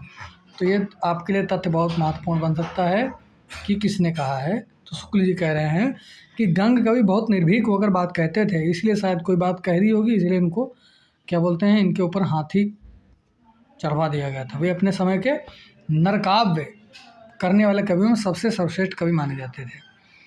दास जी ने भी कहा है, क्या कहा है? तुलसी गंग दुओ भय, तुलसीदास जी ने कहा है, क्या कहा है? तुलसी गंग दुओ भय सुकविन के सरदार, है ना? दास नहीं, कौन दास हैं, पता नहीं कौन से दास हैं, है ना? तुलसी गंग दुओ भय सुकविन के सरदार। तो ये भैया भिखारी दास ने कहा है, क्या कहा है? भिखारी दास लिखते हैं कि तुलसी गंग दुओ भय सुकविन के सरदार। ये आप सब पढ़ के आए हैं पीछे। कहते हैं रहीम खान खाना ने इन्हें एक छप्पे पर 36 लाख रुपए दे रहे थे। रहीम खान खाना इन्हें एक छप्पे पर 36 लाख रुपए दे डाले थे। वह छप्पा यह है भाई, देख लो, समझ लो, 36 लाख का ये छप्पा है। आप बहुत इसकी महत्ता समझिए। 36 लाख रुपए का ये सवैया है, छप्पा है, इसको देखिए आप अच्छे से। चकित भंवर रही गयो गमन नहीं करत कमलवन, अहि फन मन नहीं लेत तेज नहीं बहत पवन घन, हंस मान सर तजो चक्क चक्की चक्की न मिले अति, बहु सुंदरी पद्मिनी पुरुष न चहे न करे रति। तो ये 36 लाख रुपए का है, आप इस पर ध्यान देंगे। 36 लाख रुपए का ये सवैया था, आप इस पर बहुत विशेष ध्यान देंगे क्योंकि बहुत महत्वपूर्ण है आपके लिए। 10वें कवि हैं मनोहर कवि। ये कछवाहे सरदार थे जो अकबर के दरबार में रहा करते थे। सिंह सरोज में लिखा है कि ये फारसी और संस्कृत के अच्छे विद्वान थे और फारसी कविता में अपना नाम तसौनी रखते थे। यानी फारसी और संस्कृत के अच्छे विद्वान थे। किस में मिलता है ये मिलता है दोस्तों शिव सिंह सरोज में मिलता है ना। उपनाम क्या बताया? तसौनी रखते थे, तसौनी उपनाम रखते थे। इन्होंने सत प्रश्नोत्तरी नाम की पुस्तक बनाई थी तथा नीत श्रृंगार के बहुत से फुटकल दोहे कहे हैं। तो बस इनको मनोहर का भी नाम याद रखना है, सत प्रश्नोत्तरी इनकी रचना याद रखनी है, बस आपके लिए इतना महत्वपूर्ण है। इनका कविता काल संवत 1620 के आसपास माना जाता है। इनके श्रृंगारिक दोहे मार्मिक और मधुर हैं, पर उनमें कुछ फारसीपन के छींटे मौजूद हैं। 2-4 नमूने देखिए। ये कह रहे हैं कि इनके श्रृंगारिक दोहे मार्मिक हैं, मधुर हैं, पर उनमें कुछ फारसीपन के छींटे मौजूद हैं। ये 2-4 नमूने दिए गए हैं। इंदु बदन नरगिस नयन, संबुल वाले वारे बार, उर कुमकुम कोकिल बयन, जय लख लाजत मार, विदरे सुथरे चीकने, घने घने घुघुआर, रसिकन को जंजीर से बाला तेरे बार, अचरज मोह हिंदू तुर्क बाद करत संग्राम, इक दीपति सो दीपयति काबा काशी धाम। 11वें कवि हैं बलभद्र मिश्र। ये ओरछा के सनाढ़ ब्राह्मण पंडित काशीनाथ के पुत्र और प्रसिद्ध कवि केशवदास के बड़े भाई थे। क्या बात है, प्रसिद्ध कवि केशवदास के बड़े भाई थे। कौन था भैया? बलभद्र मिश्र। बलभद्र मिश्र केशवदास के बड़े भैया थे। बड़े भैया छोटे भैया दोनों लोग कवि थे। क्या बात है। ये ओरछा के काशीनाथ के पुत्र थे दोनों लोग।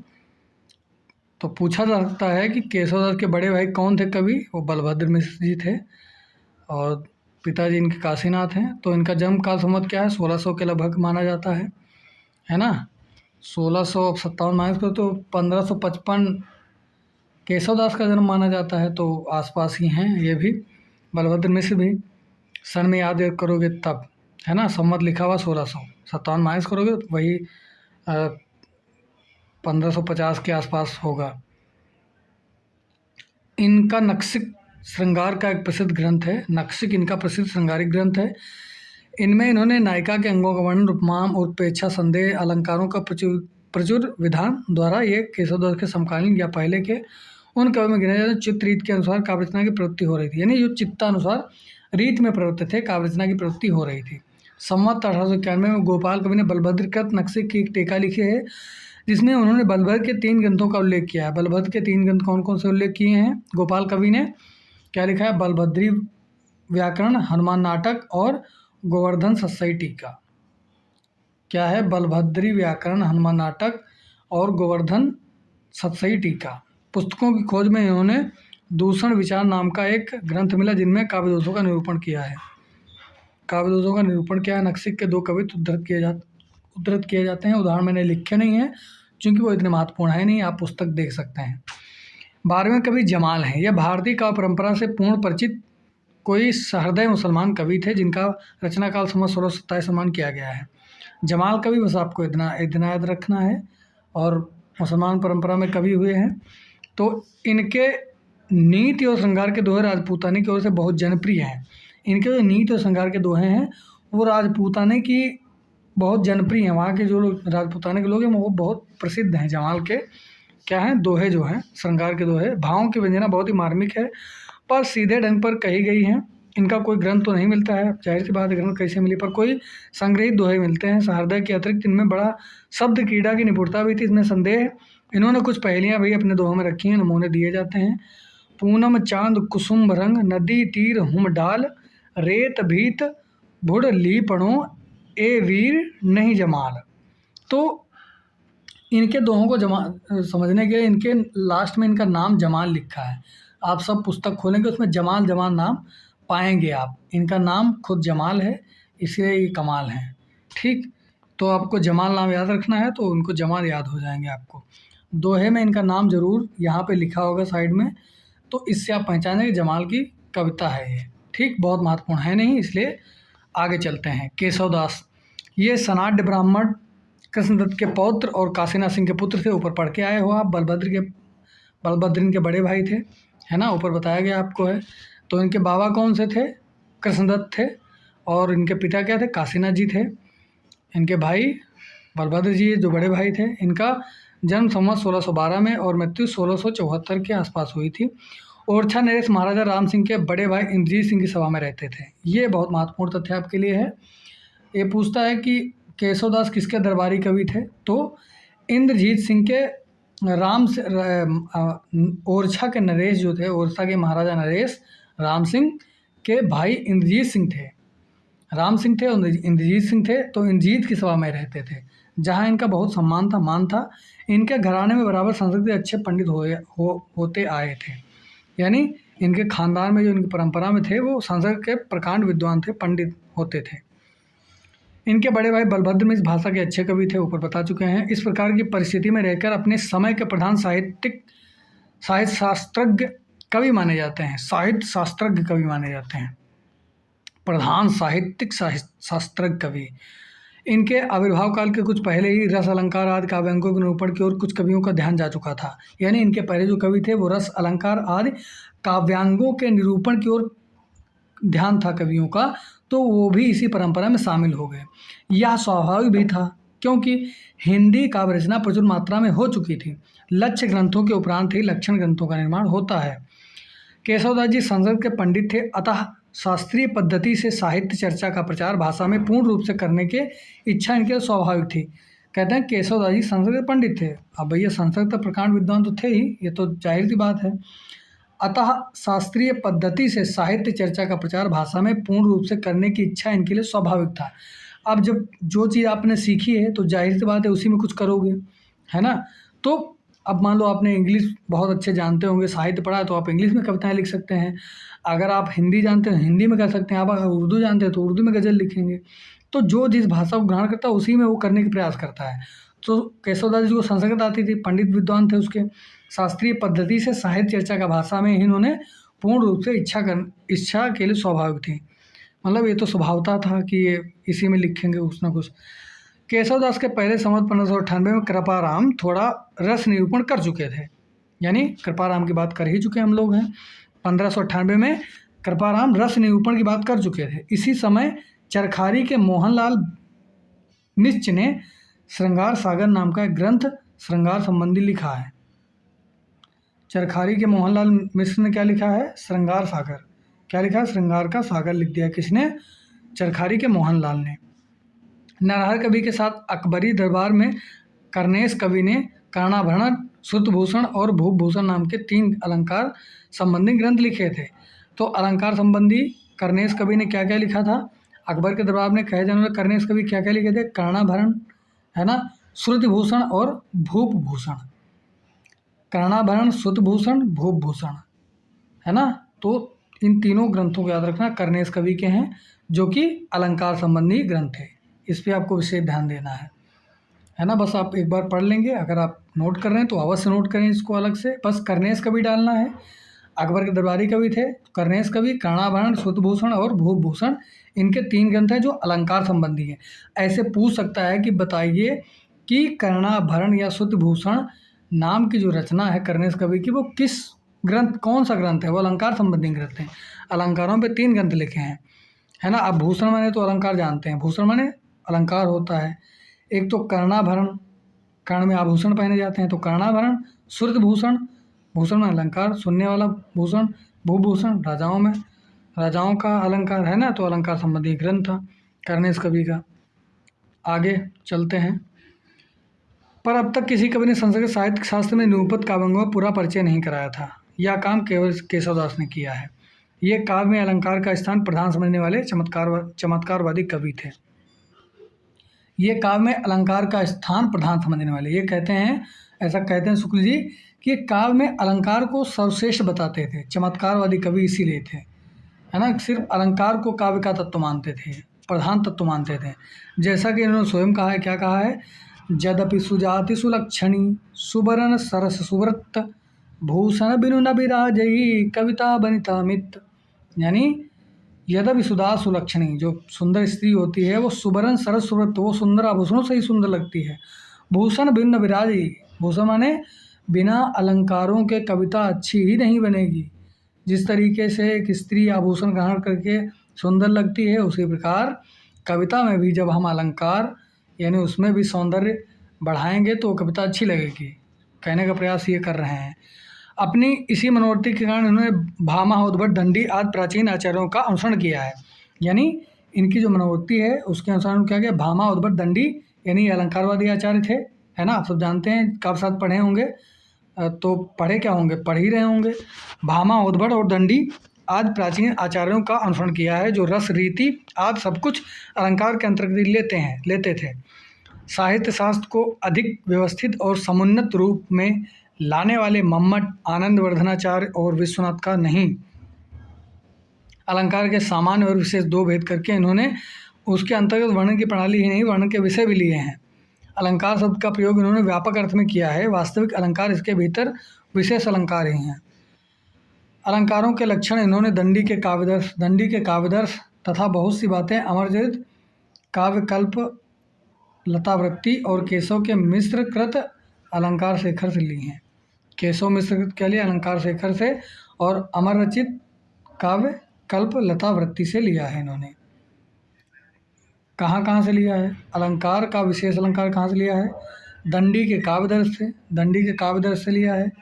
और बहुत सी बातें अमर रचित क्या लिया है? काव्य कल्प लतावृत्ति से लिया है। केशव मिश्र के अलंकार शेखर से लिया है। पर केशव के 50-60 वर्ष पीछे हिंदी में लक्षण ग्रंथों की जो परंपरा चली वह केशव के मार्ग पर नहीं चली।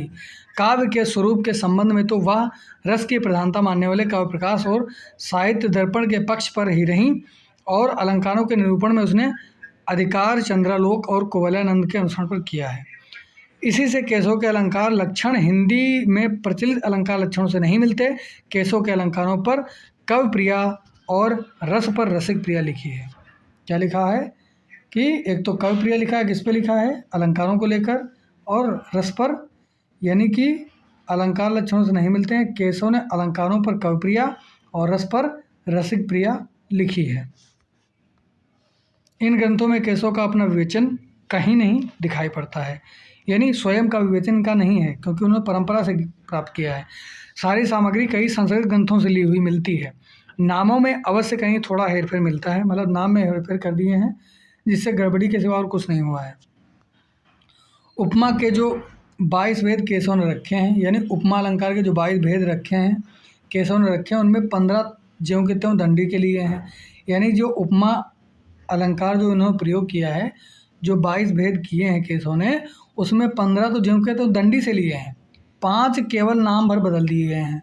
शेष 2 जो भेद अलंकार हैं वो संकीर्णोपमा और विप्रोत्मा। इनमें विप्रोत्मा का तो उपमा कहना ही व्यर्थ है।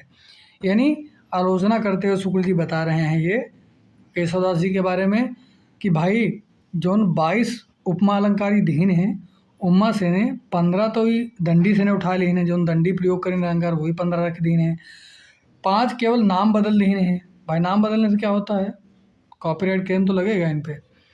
शेष रहे 2, वो तो संकीर्णोपासना और विप्रोत्मा विपरीतोत्मा। इनमें विपरीतोत्मा तो उपमा कहना ही व्यर्थ है ना। जब विपरीत है तो उपमा का है कि उपमा तो तुलना की जाती है दोनों की, तो कैसे तुलना हो जाए विपरीत उपमा में। इसी प्रकार आक्षेप जो 9 भेद केशव ने रखे हैं उसमें 4 ज्यों के तो दंडी के हैं। 5वां मरणाक्षेप दंडी का मूर्छा थे विवरण करते हुए बता रहे हैं शुक्ल जी, इस पर आपको विशेष ध्यान नहीं देना है। कवि प्रिया का प्रेमालंकार दंडी के, विश्वनाथ के नहीं, प्रेयस का ही नामांतर है। उत्तर अलंकार के 4 भेद वास्तव में पहलियां हैं।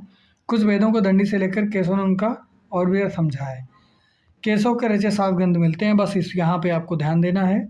7 ग्रंथ कौन कौन से मिलते हैं। शुक्ल जी 7 ग्रंथों का प्रयोग करते हैं, बताते हैं, प्रयोग नहीं करते हैं, बता रहे हैं। कवि प्रिया है ना, रसिक प्रिया, रामचंद्रिका, वीर सिंह देवचरित, विज्ञान गीता, रतन बावनी, जहांगीर जसचंद्रिका। तो 7 ये आपके इतने बहुत महत्वपूर्ण है ना। कवि प्रिया, रसिक प्रिया, कवि प्रिया, रसिक प्रिया, रामचंद्रिका, वीर सिंह देवचरित, विज्ञान गीता, रतन बावनी और जहांगीर जसचंद्रिका। तो इन्होंने 2 चरित्र लिखे हैं, जहांगीर जसचंद्रिका और वीर सिंह देवचरित। ये ऐतिहासिक पात्रों पर लिखा है इन्होंने। रतन बावनी, विज्ञान गीता, रामचंद्रिका, कवि प्रिया, रसिक प्रिया, 7 ये ग्रंथ रचे गए हैं। केशव को कवि हृदय नहीं मिला था, उनमें वह सहृदयता और भावुकता न थी, एक कवि में होनी चाहिए थी। ये शुक्ल जी का तथ्य बहुत महत्वपूर्ण है। अब यहाँ शुक्ल जी पर तथ्य इन पर बराबर कह रहे हैं, वो बहुत महत्वपूर्ण है। कवि को कवि हृदय नहीं, मतलब केशव को कवि हृदय नहीं मिला था, उनमें वह सहृदयता और भावुकता न थी जो कवि में होनी चाहिए। तो अलंकार के पीछे पड़े थे, सिर्फ अलंकार में ही बात कहनी है, तो भावुकता कहाँ से आएगी। अब बुद्धि का प्रयोग करोगे तो भावुकता कहाँ से आएगी अधिक से अधिक। वे संस्कृत साहित्य के सामग्री को लेकर अपने पांडित्य और रचना कौशल की धाक जमाना चाहते थे। आहा क्या बात है। शुक्ल जी कहते हैं कि वे संस्कृत साहित्य से सामग्री लेकर, मतलब क्या बोलते हैं कि डेंटिंग पेंटिंग वाला सामान, वे संस्कृत साहित्य के सामग्री लेकर अपने पांडित्य और रचना कौशल की धाक जमाना चाहते थे, पर इस कार्य में सफलता प्राप्त करने के लिए भाषा पर जैसा अधिकार चाहिए था वैसा उन्हें प्राप्त न था। शुक्ल जी बहुत 2 टूक शब्दों में कह रहे हैं, है ना। अपनी रचनाओं में बहुत ही महत्वपूर्ण तथ्य हैं दोस्तों जो मैंने कलर करके रखे हैं, इस पर आपको विशेष ध्यान देना है, बाकी तो आप सुनते रहिए और देखते रहिए।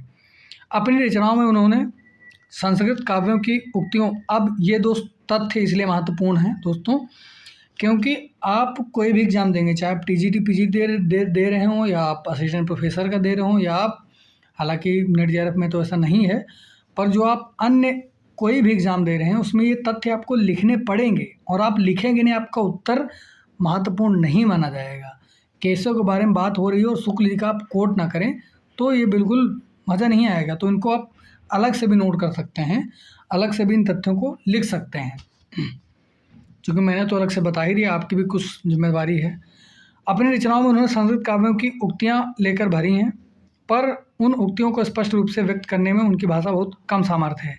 पदों और वाक्यों की न्यूनता, असक्त फालतू शब्दों के प्रयोग और संबंध के अभाव आदि के कारण भी अप्रांजल और उबड़ खाबड़ हो गई है और तात्पर्य भी स्पष्ट रूप से व्यक्त नहीं हो सका है। केशव की कविता जो कठिन कही जाती है उसका प्रधान कारण उनकी यह त्रुटि, उनकी मौलिक भावनाओं की गंभीरता जटिलता नहीं। क्या कहते हैं कि केशव की कविता जो कठिन कही जाती है उसका प्रधान कारण उनकी यह त्रुटि है, उनकी मौलिक भावनाओं की गंभीरता या जटिलता नहीं।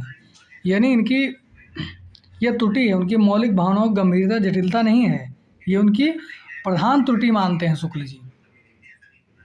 कठिन काहे कही जा रही भाई, कठिन इसीलिए कही जा रही है क्योंकि वो त्रुटि, प्रधान कारण उनकी त्रुटि यही मानते हैं क्या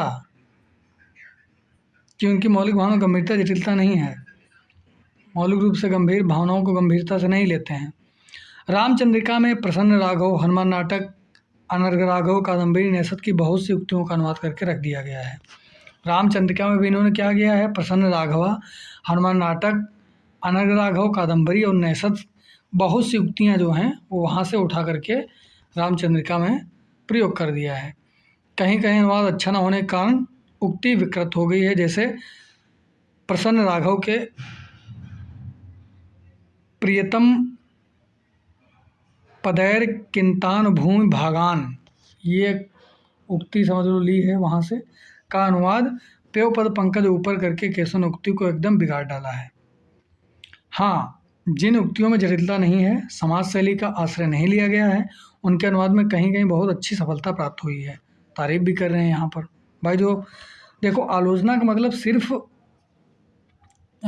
उनके नकारात्मक पक्षों को नहीं रखना होता, उसमें सकारात्मक पक्ष भी रखने होते हैं। इसलिए तारीफ भी कर रहे हैं, उनकी आलोचना भी कर रहे हैं, तो दोनों तरीके से, है ना। अब तो किसी का आलोचना करो सीधे समझ लो लपेटे जाओगे, है ना। सरकार के विपक्ष में लिखोगे तुरंत लपेट दिए जाओगे। जिन उक्तियों में जटिलता नहीं है, समाज शैली का आश्रय नहीं लिया गया है, उनके अनुवाद में कहीं बहुत अच्छी सफलता प्राप्त हुई है। जैसे भरत के प्रश्न और कैकेयी के उत्तर में, मातु कहाँ नृपतात गए सुरलोकहि क्यों सुध शोक लय, ये एक यहाँ पर दोहा लिखा गया है, जो कि हनुमान नाटक के एक श्लोक का अनुवाद है। केशव ने 2 प्रबंध काव्य लिखे हैं, वीर सिंह देवचरित और दूसरा रामचंद्रिका। वीर सिंह देवचरित और 2 प्रबंध काव्य लिखे हैं, कौन कौन से? वीर सिंह देवचरित और दूसरा रामचंद्रिका। पहला तो काव्य ही नहीं कहा जा सकता है। आए, इसमें वीर सिंह देवचरित का तो थोड़ा है, दान लोभ आदि का समाज भरे पड़े हैं। वीर सिंह देवचरित में थोड़ा दान लोभ आदि के समाज भरे हैं। रामचंद्रिका अवश्य एक प्रसिद्ध ग्रंथ है, मतलब कहते हैं रामचंद्रिका अवश्य प्रसिद्ध ग्रंथ है, पर यह समझ रखना चाहिए, समझ रखो कि केशव उक्त वैचित्र और शब्द क्रीड़ा के प्रेमी थे। जीवन के नाना गंभीर और मार्मिक पक्षों पर उनकी दृष्टि नहीं थी, अतः वे मुक्त रचना के ही उपयुक्त थे, प्रबंध रचना के नहीं। 2 टूक बात करते हैं शुक्ल जी। रामचंद्रिका अवश्य एक प्रसिद्ध ग्रंथ है, पर यह समझ रखना चाहिए कि केशव उक्त वैचित्र और शब्द क्रीड़ा के प्रेमी हैं। जीवन के नाना गंभीर और मार्मिक पक्षों की उनकी दृष्टि नहीं थी, अतः वे मुक्त रचना के उपयुक्त थे, प्रबंध रचना के नहीं। यानी वो मुक्त रचना में माहिर थे, प्रबंध रचना में नहीं माहिर थे उतना, जबकि लिखा गया है प्रबंध काव्य लिखा है। प्रबंध पढ़तों में कुछ भी न थी, प्रबंध काव्य के 3 बातें अनिवार्य हैं। क्या बात है? समाधान देते हुए चल रहे हैं शुक्ल जी, बराबर समाधान में कौनो कमी नहीं है।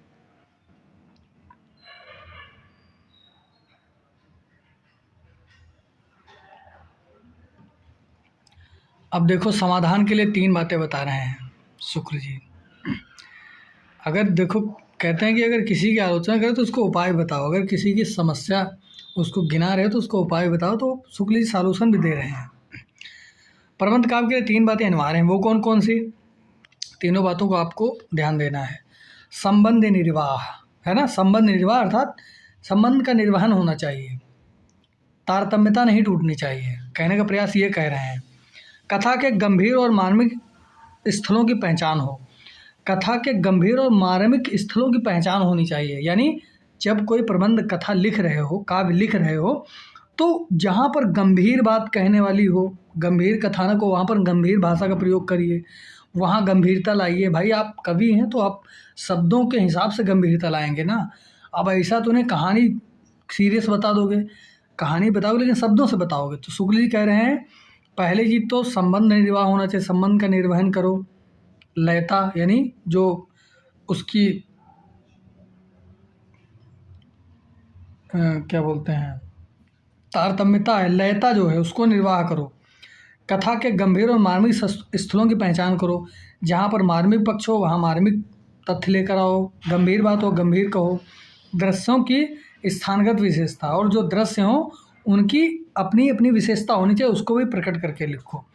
इन तीनों में खरे नहीं उतरे केशवदास जी, इसीलिए उनकी आलोचना कर दी है यहाँ पर।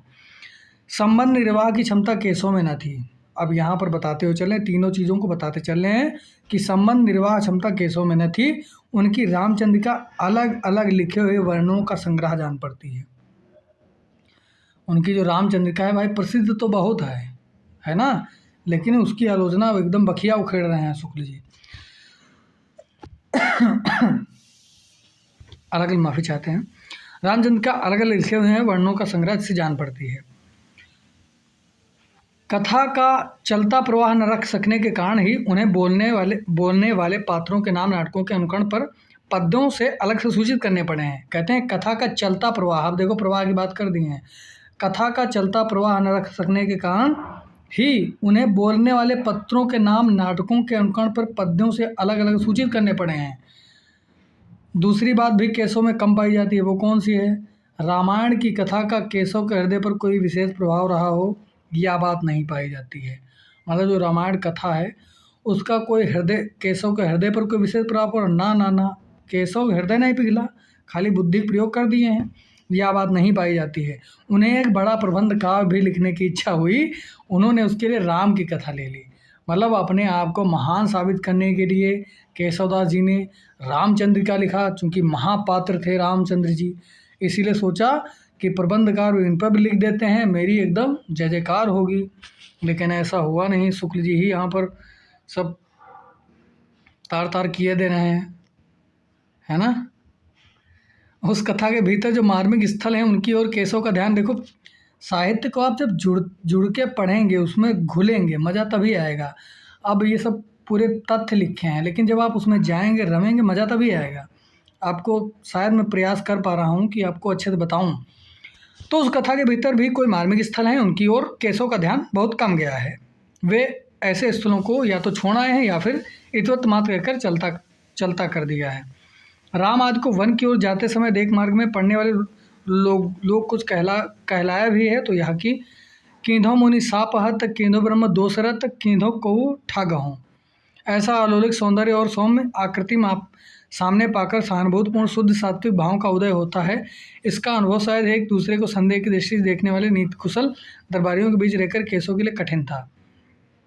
दरबारी कवि थे तो ज़्यादा मार्मिक नहीं लिख पाए हैं, इसलिए इनकी आलोचना किए दे रहे हैं। दृश्यों की स्थानगत विशेषता, लोकल कलर केशव की रचनाओं में ढूंढना तो व्यर्थ ही है। ये बहुत अंग्रेजी में लिखा हुआ है, थोड़ा सा वाक्य है, तो ये आपके लिए सेंटेंस मतलब शब्द है, तो इस पर आप विशेष ध्यान देंगे कि आप बच्चन सिंह को लगा सकते हैं इसमें कि यह तथ्य किसके बारे में किसने कहा है। तो दृश्यों की स्थानगत विशेषता जो है, लोकल कलर हैं, केशव की रचनाओं में ढूंढना तो व्यर्थ की ही बात है। पहली बात तो यह है कि केशव के लिए प्राकृतिक दृश्यों में कोई आकर्षण नहीं था।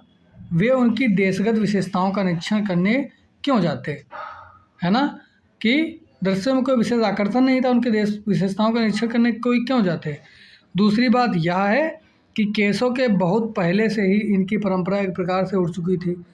कालिदास के दृश्य वर्णनों में देशगत विशेषताओं का जो रंग पाया जाता है वह भभूति तक तो कुछ रहा है, उसके पीछे नहीं, उसके बाद में नहीं।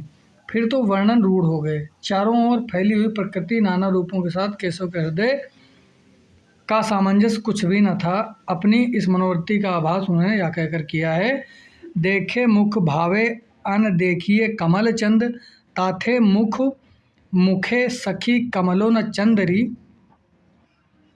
साफ दे दिया है। ऐसे व्यक्ति के प्राकृतिक दृश्यों के सच्चे वर्णनों की भला क्या आशा की जा सकती है। पंचवटी और प्रसवणगिरी के ऐसे रमणीय स्थलों में शब्दारम्भ के आधार पर श्लेष के एक बद्दे खिलवाड़ अतिरिक्त और कुछ न मिलेगा।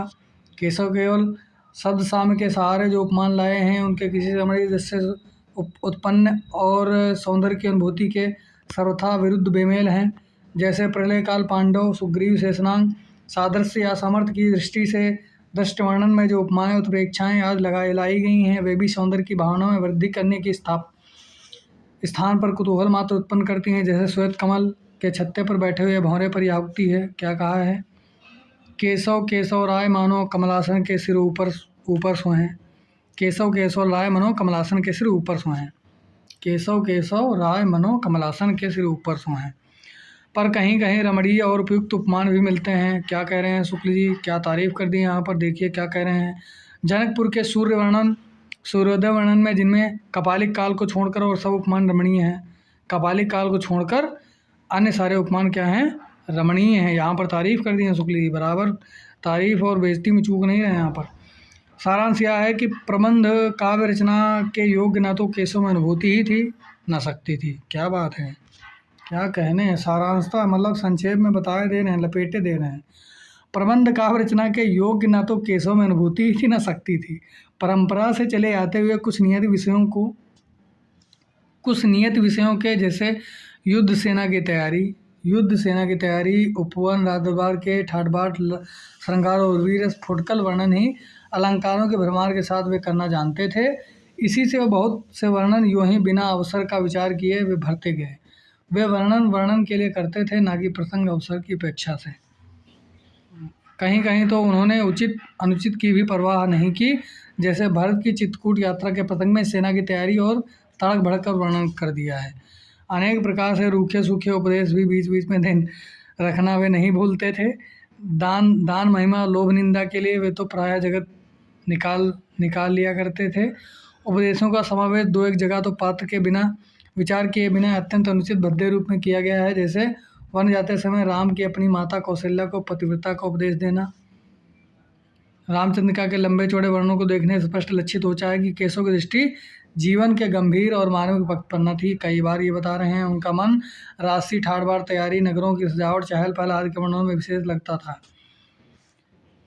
केशव की रचना को सबसे अधिक विकृत और अरुचिकर करने वाली वस्तु है अलंकारिक चमत्कार की प्रवृत्ति, जिसके कारण न तो भाव की प्रकृत व्यंजना की जगह बसती है, न सच्चे हृदय ग्राही वस्तु वर्णन के लिए।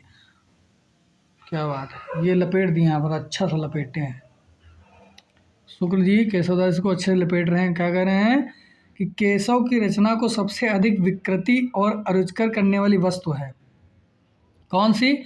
अलंकारिक चमत्कार की प्रवृत्ति, जिसके कारण ना तो भाव की प्रकृत व्यंजना के लिए जगह बसती है, ना सच्चे हृदय का ही वस्तु वर्णन के लिए। पद दोष, वाक्य दोष आदि तो बिना प्रयास जगह जगह मिल सकते हैं। कहीं कहीं उपमान भी बहुत हीन और बेमेल हैं, जैसे राम की वियोग दशा के वर्णन में यह वाक्य देखिए, बासर की संपत्ति उलूक ज्यों न चितवत। बासर की संपत्ति उलूक ज्यों न चितवत। रामचंद्रिका में केशव को सबसे अधिक सफलता हुई है समादों में। इन समादों में पात्रों की अनुकूलता, क्रोध, उत्साह आदि की व्यंजना भी सुंदर है, जैसे लक्ष्मण राम परशुराम संवाद, लवकुश के प्रसंग संवाद तथा वाक्पटुता राजनीति के दांव-पेच का आभास ही प्रभावपूर्ण है। उनका रावण अंगद संवाद तुलसी के संवाद से कहीं अधिक उपयुक्त है। क्या करें, यहाँ पर तारीफ कर रहे हैं कि उनका, अब यहाँ पर तारीफ कर रहे हैं, उनका रावण अंगद संवाद तुलसी के संवाद से कहीं अधिक उपयुक्त है और सुंदर है। बहुत मस्त बात लिख रहे हैं यहाँ पर, देखिए क्या कह रहे हैं कि जो तुलसीदास लिखे हैं रावण अंगद संवाद, वो तुलसीदास ने बेहतर लिखे हैं। कौन? केशवदास जी। रामचंद्रिका और कवप्रिया दोनों का रचनाकाल 1658 दिया है, केवल मास में अंतर है, केवल महीने का अंतर है, बाकी तो सेम लिखा है। रसिक प्रिया संवत 1648 की रचना प्रौढ़ है, उदाहरणों में चतुराई और कल्पना से काम लिया गया है और पद विन्यास भी अच्छे हैं। इन उदाहरणों के वाक वैदव्य के साथ साथ सरसता भी बहुत कुछ पाई जाती है। विज्ञान गीता संस्कृत के प्रबोध चंद्रोदय के नाटक के ढंग पर पुस्तक है। किसके ढंग पर विज्ञान गीता है? प्रबोध चंद्रोदय के नाटक के ढंग पर लिखी गई पुस्तक है विज्ञान गीता। रतन बावनी, इंद्रजीत के बड़े भाई रतन सिंह की वीरता के छप्पे में अच्छा वर्णन किया गया है, या वीर इसका अच्छा काम माना जाता है। रतन बावनी, इंद्रजीत के बड़े भाई रतन सिंह की वीरता का छप्पे में अच्छा वर्णन है, यह वीर इसका अच्छा काव्य है। इस पर भी आपको ध्यान देना है, ध्यान तो आप दे ही रहे हैं बराबर। केशव की रचना में सूर तुलसी आदि किसी सरसत्ता और तन्मयता चाहे ना हो, पर काव्यांगों का विस्तृत परिचय पाकर उन्होंने आगे के लिए मार्ग खोला है। क्या बात है, मतलब क्या बात कही है ना, तारीफ का एकदम दो टूक बात कहते हैं लेकिन बहुत सटीक बात कहते हैं शुक्ल जी। केशव की रचना में सूर तुलसी आदि किसी सरसत्ता और तन्मयता चाहे ना हो, पर काव्यांगों का विस्तृत परिचय कराकर उन्होंने आगे के लिए मार्ग खोला है। ऐसा नहीं कि ठप्प कर दिया है, रास्ते उन्होंने खोल दिए हैं। क्या खोल दिए हैं? कहते हैं वे रसिक जीव थे। एक दिन बूढ़े होने पर किसी कुएं पर बैठे थे, वहाँ स्त्रियों ने बाबा कहकर संबोधन कर दिया। अब यार कोई जवान आदमी को बाबा कहे तो कैसा लगेगा किसी को, है ना। इस पर इनके मुंह पर यह देखा, यह दोहा लिखा था, केशव केसन यस करी वैरे हूँ जसन कराएं, चंद्र बदन मृगलोचनी बाबा कह कहीं जाए। यानी केशव कसनी यस करी, केशव पर व्यंग करते हुए हंसती हैं, वैरे हूँ जसन कराए, ऐसा बैरी लोग भी नहीं करते हैं। चंद्र बदन मृगलोचनी बाबा कह के जाएँ, और चंद्र बदन है, मृग कैसे हैं? लोचन हिरण की तरह हैं, और उनको लोग बाबा कह करके जा रहे हैं। चंद्र बदन मृगलोचनी यानी जो नई नई युवतियाँ हैं वो उनको बाबा कहकर चिढ़ा रही हैं, स्त्रियाँ जो है वहाँ की हैं, है ना। 14वें कवि हैं होल राय।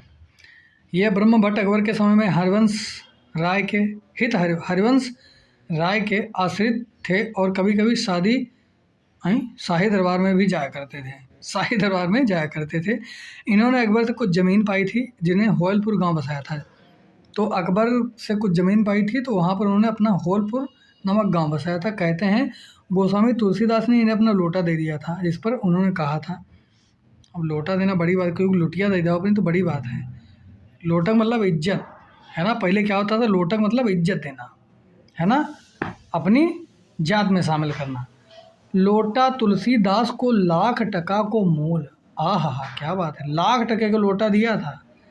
उधर छप्पे लाखों का है, लोटा भी लाखों का है भाई। लोटा तुलसीदास को 1,00,000 टका का मोल। लोटा तुलसीदास का 1,00,000 टका को मोल। गोस्वामी दास जी ने इसको चढ़ से उत्तर दिया था कि मोल तोल कुछ है नहीं, ले हो रहा है कभी होल। क्या बात है, मोल तोल कुछ है नहीं, ले हो रहा है कभी होल, ये प्रत्युत्तर में मिलता है। तो इसको भी आप याद कर सकते, ध्यान रखना है इसको कि लोटा तुलसी को लखर 1,00,000 टका में किसने कहा है, मोल तोल कुछ है नहीं, ले हो रहा है कभी होल। कौन सी पंक्ति किसके बारे में है, कौन पंक्ति कौन कह रहा है, इस पर भी आपको थोड़ा सा गौर करना है, बहुत विशेष ध्यान नहीं देना है ना। होल राय कवि हैं, अकबर के समय में थे।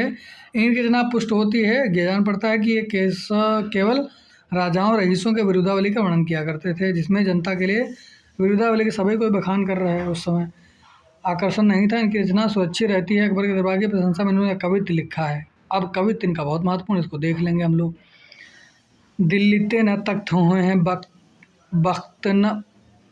बख्त न मुगल कैसों हुए हैं न नगर बढ़ी आगर नगर ते गंगते न गुंगी तान तेना तान बाज मान तेना राजा और न दाता बीर बलते खान खान खान खान तेना नर नर हनि तेन सोहेना दीवान को बड़े रे टुंडर ते नीम खंड 7 दीप 7 हूँ समुद्र पर सोहेना जलाउद्दीन शाह अकबर ते। तो एक कवित्व लिखा है किसने, होयल राय ने लिखा है। 15 कवि हैं रहीम दास, जिनका नाम है अब्दुल रहीम खान खाना। ये अकबर के बादशाह के अबाग प्रसिद्ध मुगल सरदार बैरम खान खाना के पुत्र थे।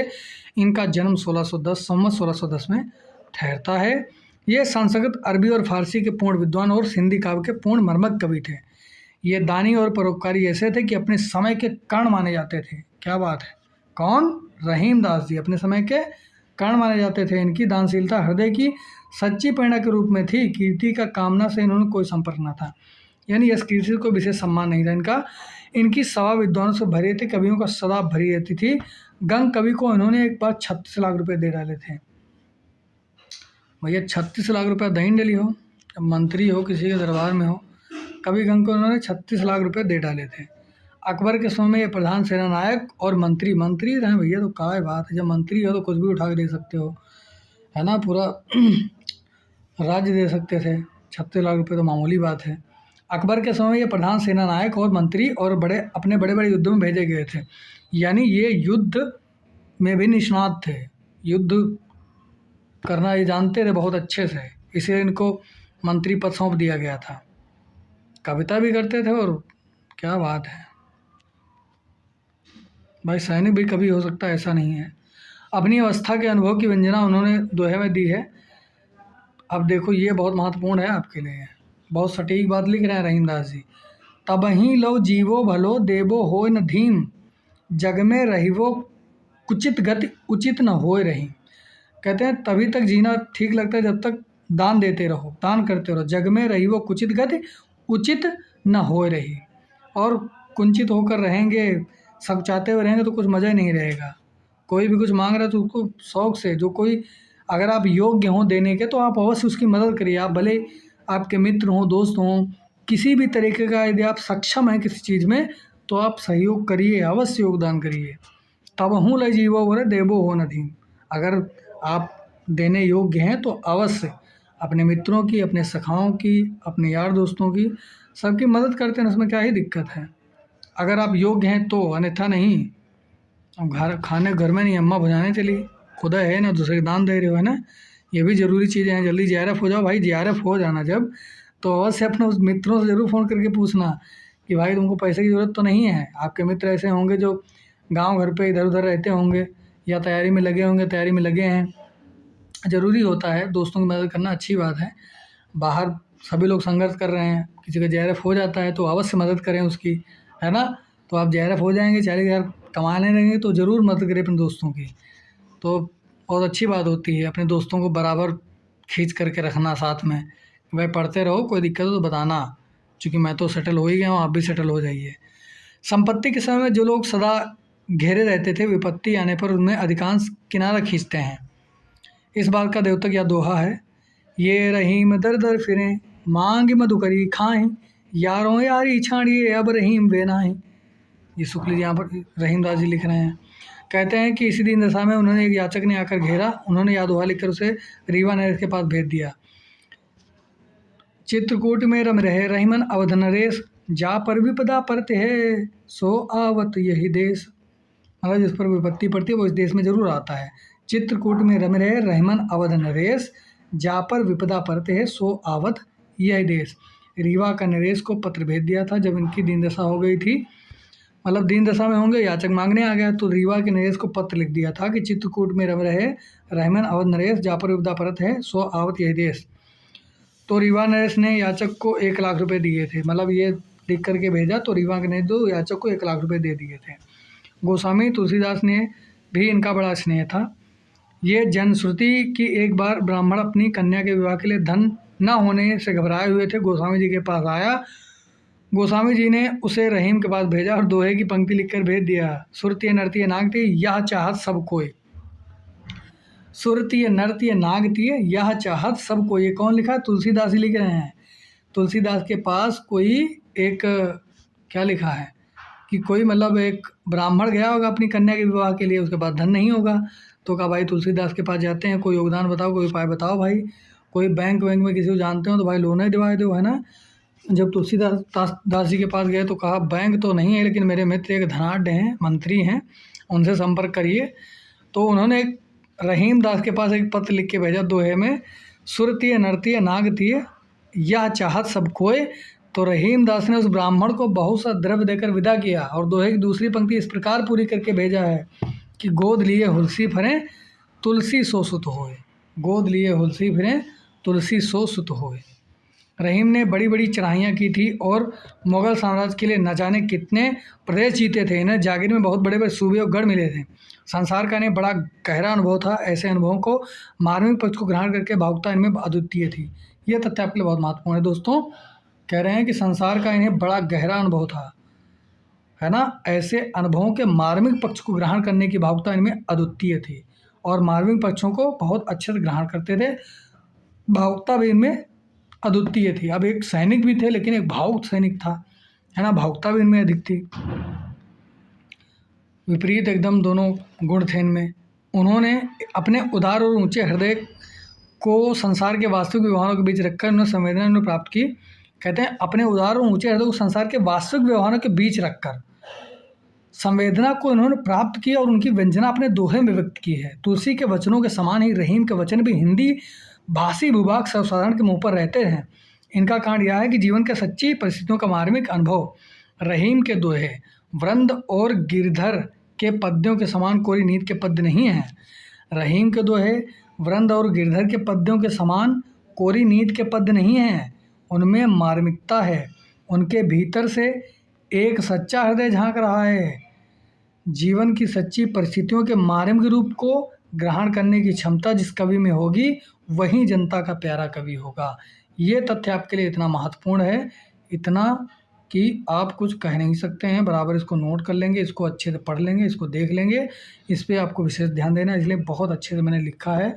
हालांकि देखने में आपको थोड़ा अटपटा लग रहा होगा भले ही, लेकिन आप इस बात को बहुत अच्छे से पढ़िए 2-3 बार।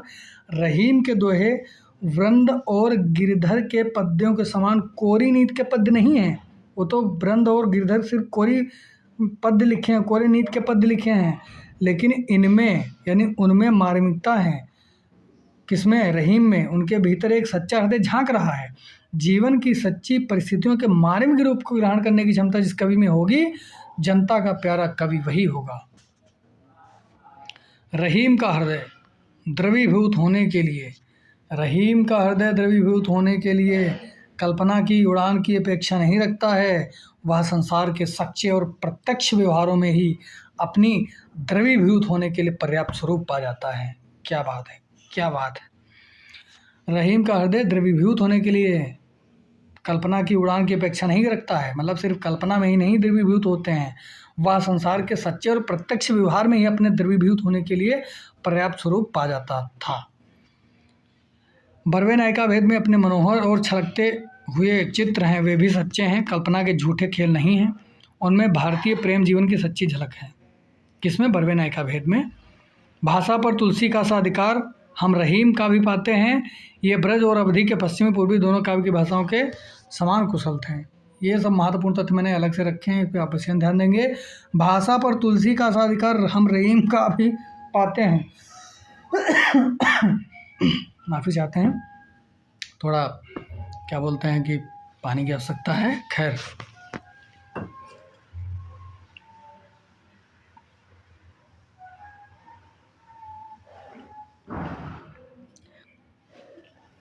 यहाँ पर तुलना करते हुए लिख रहे हैं कि भाषा पर तुलसी का सा ही अधिकार हम रहीम का भी पाते हैं। जिस प्रकार भाषा तुलसीदास की थी उसी प्रकार रहीम की भी भाषा है। ये ब्रज और अवधि पश्चिमी और पूर्वी दोनों का भाषाओं में समान कुशल थे। यानी उधर क्या अवधि पश्चिम की और पूर्वी की, दोनों जो ब्रज भाषा है पश्चिम की, अवधि जो पश्चिम की थोड़ी पूर्वी, दोनों को का भाषा में समान अधिकार इनका था, कुशल थे। जिस तरीके तुलसीदास थे उसी प्रकार दोनों की तुलना कर रहे हैं यहाँ पर शुक्ल जी। बर्वे नायिका भेद में क्या है? बर्वे नायिका भेद बड़ी सुंदर अवधि भाषा में है। बर्वे नायिका भेद की भाषा क्या है? अवधि भाषा है। इस पर विशेष ध्यान रखेंगे। क्या है दोस्तों? अवधि भाषा है ना? क्या है? अवधि भाषा है। बर्वे नायिका भेद बड़ी सुंदर अवधि भाषा में है, अवधि भाषा में है। बर्वे नायिका भेद इनकी उक्तियाँ ऐसी लुभावनी हुई कि बिहारी आज पर्वतीय कवियों के बहुतों का अपहरण करने का लोभ रोक न सके। यद्यपि रहीम साधारण में अपने दोहों के लिए ही प्रसिद्ध हैं, पर इन्होंने बर्वे, कवित, सवैया, सोरठा सब पद में थोड़ी बहुत रचना की है।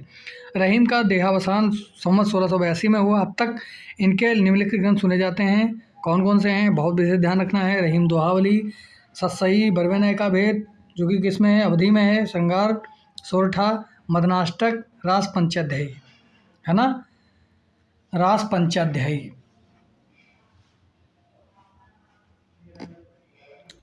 रहीम दोहावली, सतसई, बर्वे नायिका भेद, श्रृंगार सोरठा, मदनाष्टक और रास पंचाध्यायी।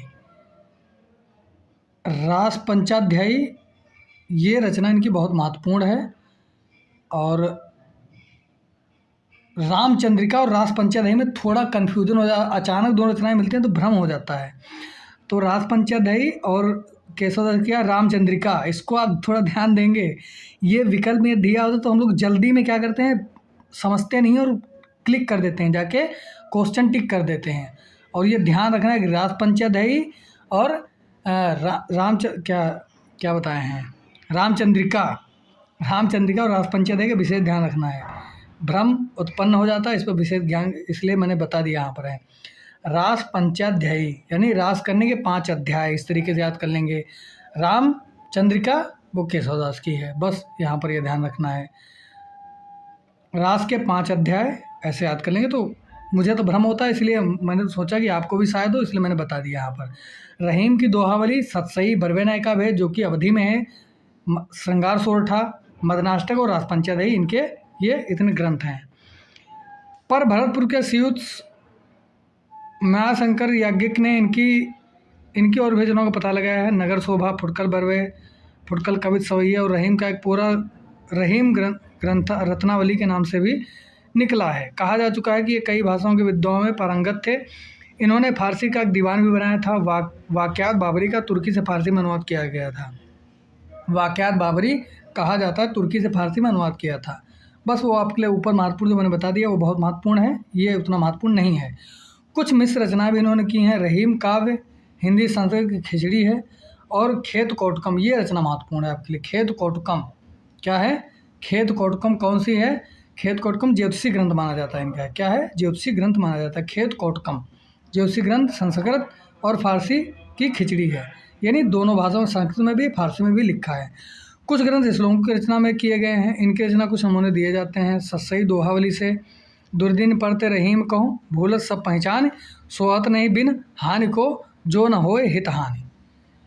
को रहीम जन काहू के द्वार गए पछताएं, संपत्ति के सब जात हैं, विपत सबे ले जाए।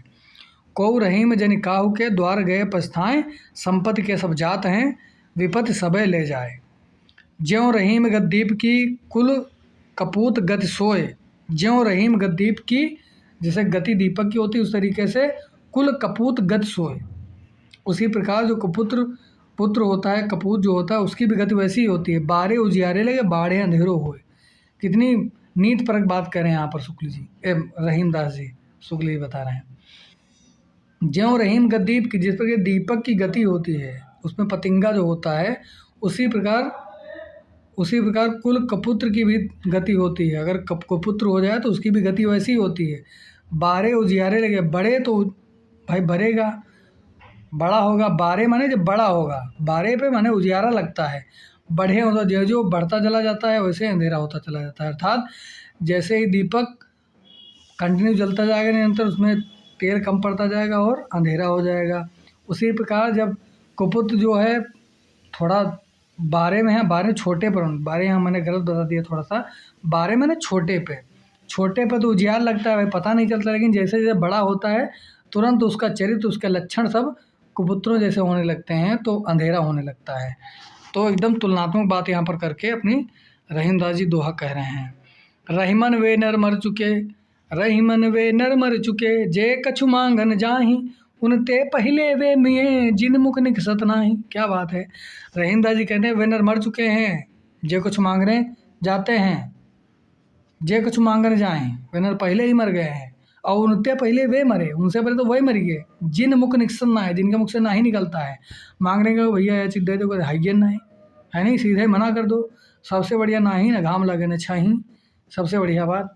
रहीम वेनर मर चुके, जे कुछ मांगने जाए, मतलब रहीम दादा कहते हैं कि वेनर तो मर ही चुके जो मांगने जाते हैं, और उनते पहले वे में, उनते पहले वह मर गए, जिन मुख निकसत ना है, जिनके मुख से नहीं निकलता है। कमलदल नयन की उपमान, ये यहाँ पर एक गे पद है, इसको सिर्फ ऊपर की पंक्तियाँ आपको ध्यान रखनी है। कमलदन और मैंने बीच में कुछ रखा नहीं है, वो उतना महत्वपूर्ण था नहीं आपके लिए, इसलिए मैंने वो सारी रचनाएं नहीं रखी हैं। आप पुस्तक में अगर देखना चाहें तो देख सकते हैं, जो महत्वपूर्ण है वो मैंने बता रहा है, मतलब बता दिया है। और ये एक पंक्ति यहाँ पर है, कमलदल नयन की उन्मान, बिसरद नाय सखी वो मनते, मंद मंद मुस्कान। वसुधा की बस करी मधुरता, सुधा पग बरतान, मढ़ी रहे चितौर विसार की मद मुकुल मात बहिरान। ये ऊपर वाली आपको पंक्ति याद रखनी है, बाकी इतना महत्वपूर्ण है नहीं। 16 कवि कादिर हैं, कादिर बख्श पिहानी हरदोई के रहने वाले हैं। भाई सीतापुर हरदोई सब आसे पास कवि हैं एकदम से ने। कादिर बख्श पिहानी जिला हरदोई के रहने वाले और सैयद इब्राहिम के शिष्य थे। इनका जन्म संवत 1635 माना जाता है, संवत 1635 माना जाता है। और बहुत विशेष जानकारी आपको नहीं लिखनी है, इतना देख लीजिए। सातवें कवि मुबारक शाह हैं, ये सैयद मुबारक अली बिलग्राम के थे, हरदोई के भी थे। जन्म संवत 1640 में हुआ था इनका। कविता काल संवत 1670 के पीछे माना जाना चाहिए। ये संस्कृत, फारसी और अरबी के अच्छे पंडित और हिंदी के स्वर्दय कवि जान पड़ते थे, कविता करते थे। उन्होंने नायिका बहुत महत्वपूर्ण है नहीं, अल शतक और तिलक शतक रचना इनकी याद रखनी है। अल शतक और तिलक शतक, उदाहरण मैंने रखे नहीं हैं, उदाहरण आप पुस्तक से देख सकते हैं, बहुत उतने महत्वपूर्ण है नहीं फिलहाल, आप इतना देखिए बस। और कवि नाम याद रखना है, उनकी रचना याद रखनी है। अल शतक और तिलक शतक कौन करता है? मुबारक शाह। मुबारक शाह की रचना कौन सी है? अल शतक और तिलक शतक। अल शतक और तिलक शतक। 18वें कवि हैं बनारसी दास जी, ये जौनपुर के रहने वाले हैं। एक जौहरी, जैन जौहरी थे, है ना, जैन जौहरी थे। ये आमेर में भी रहा करते थे। इनके पिता का नाम खड़गसेन था। क्या नाम था? खड़गसेन था। ये संवत 1643 में उत्पन्न हुए, 1600 में इनका जन्म माना जाता है। इन्होंने संवत 1698 तक अपना जीवन वृत्त अर्ध कथानक नाम ग्रंथ में दिया है। अपना जीवन वृत्त अर्ध कथानक, जो आप जानते हैं बनारसी दास जैन का बहुत महत्वपूर्ण है। पुराने हिंदी साहित्य में यही एक आत्मचरित रचना मिलता है, इसका बहुत महत्व अधिक है। पुराने हिंदी साहित्य में यही एक आत्मचरित मिलता है, आत्मचरित रचना मिलती है, इसी से इसका महत्व बहुत अधिक है। इस ग्रंथ से यह पता चलता है कि युवावस्था में इनका आचरण अच्छा ना था, इन्हें कुष्ठ रोग भी हो गया था, पर पीछे ये संभल यानी बाद में संभल गए। ये पहले श्रृंगार की कविता किया करते थे, पर पीछे ज्ञान हो जाने पर इन्होंने सब कविताएं गोमती नदी में फेंक दी थी और ज्ञानोपदेशपूर्ण कविताएं करने लगे थे। कुछ उपदेश इनके ब्रजभाषा गद्य में लिखे गए हैं। इन्होंने जैन धर्म संबंधी अनेक पुस्तकों को सारांश हिंदी में कहे हैं। अब तक इनकी बनाई इतनी पुस्तकों को पता चलता है। कौन कौन सी? बनारसी विलास, फुटकल कविता संग्रह है, नाटक समयसार, कुंकुदाचार्य कृत ग्रंथसार है, नाममाला है, कोश अर्धकथान है जो कि बहुत महत्वपूर्ण है, बनारसी दास पद्धति पर मोक्षपदी, ध्रुव वंदना है, कल्याण मंदिर भाषा है, वेद नायिका पंचाशका है, मार्गन विद्या है। बस आपको 2-3 चरण नाममाला कोश याद रखना है, अर्धकथानक याद रखना है ना, और बनारसी विलास याद रखना है, कवित्वों का संग्रह जो है, नाटक समयसार याद रखना है, नाटक समयसार। तो 2-3 रचनाएं आपको महत्वपूर्ण तरीके से याद रखनी है। 19वें कवि हैं सेनापति। ये अनूप शहर के रहने वाले कान्यकुब्ज ब्राह्मण थे। इनके पिता का नाम गंगाधर था, पिता के परशुराम और गुरु का नाम हीरामणि दीक्षित था। इनका जन्मकाल संवत 1646 के आसपास माना जाता है। ये बड़े ही सुसहृदय कवि थे। ऋतु वर्णन तो इनके ऐसा है कि किसी श्रृंगारिक कवि में नहीं पाया जाता है। इनके ऋतु वर्णनों में प्रकृति निरीक्षण पाया जाता है। ये तथ्य आपके लिए बहुत महत्वपूर्ण है। शुक्ल जी किसी की तारीफ फोकड़ में नहीं करते हैं, कोई ना कोई विशेषता उनकी होती है, इसलिए तारीफ का पुल बांधते हैं। ये बड़े ही सहृदय कवि थे। ऋतु वर्णन तो इनके ऐसा और किसी श्रृंगारिक कवि ने नहीं किया है। इनके ऋतु वर्णन में प्रकृति निरीक्षण पाया जाता है, प्रकृति का निरीक्षण पाया जाता है, यानी प्रकृति प्रेमी थे, इसलिए ऋतु वर्णन अधिक करते थे। कौन? सेनापति जी। पद विन्यास भी इनका ललित है, कहीं कहीं विरामों का अनुप्रास और निर्वाह यमक चमत्कार भी अच्छा है। सारांश यह है कि अपने समय के बड़े भाव को निपुण कवि थे। इनका ग्रंथ है काव्य कल्पद्रुम। काव्य कल्पद्रुम ये रचना बहुत प्रसिद्ध है। इनका ग्रंथ क्या है? काव्य कल्पद्रुम। ये याद रखना, जिसका सेनापति का है। जैसा कि पहले कहा जा चुका है, इनकी कविता बहुत मर्मस्पर्शनीय और रचना बहुत प्रौढ़ है, प्रांजल है। जैसे कि एक ओर इनमें पूरी भावुकता, वैसे दूसरी ओर चमत्कार करने में निपुणता भी है। शेष अलंकार का ऐसा उदाहरण शायद ही कहीं मिलता हो। नाही नाही करे थोरो मांगे सब देन कहे, नाही नाही करे थोरो मांगे सब देन कहे, मांगन को देख पट देत बार बार हैं, जिनके मिलत भली प्रापति की घटी होती, सदा शुभ जनमन भाव निर्धार हैं, भोगी सो रहत बिल सात अनि अवनी के मध्य, कन कन जोरे दान पाठ परवार हैं, सेनापति वचन की रचना निहार देखो, दाता और सुम दो किन्हें इकसार हैं। भाषा पर ऐसा अधिकार कम कवियों को देखा जाता है। इनकी भाषा में बहुत कुछ माधुरी भाषा का ही है, संस्कृत पदावली पर अवलंबित नहीं है। ये तथ्य आपके लिए बहुत महत्वपूर्ण है, क्योंकि कवि महत्वपूर्ण है। कौन? सेनापति जी। भाषा पर ऐसा अच्छा अधिकार कम कवियों का देखा जाता है। इनकी भाषा में बहुत कुछ माधुर्य ब्रजभाषा का ही है, संस्कृत पदावली का अवलंबित नहीं है। अनुप्रास और यमक की प्रचुरता होते हुए भी कहीं कहीं बद्ध कृदंता नहीं आने पाई है ना। अनुप्रास यमक की प्रचुरता होते हुए कहीं कहीं बद्ध कृदंता नहीं आने पाई है। इनके ऋतुवर्णन अनेक कवित्व बहुत से लोगों को कंठस्थ हैं।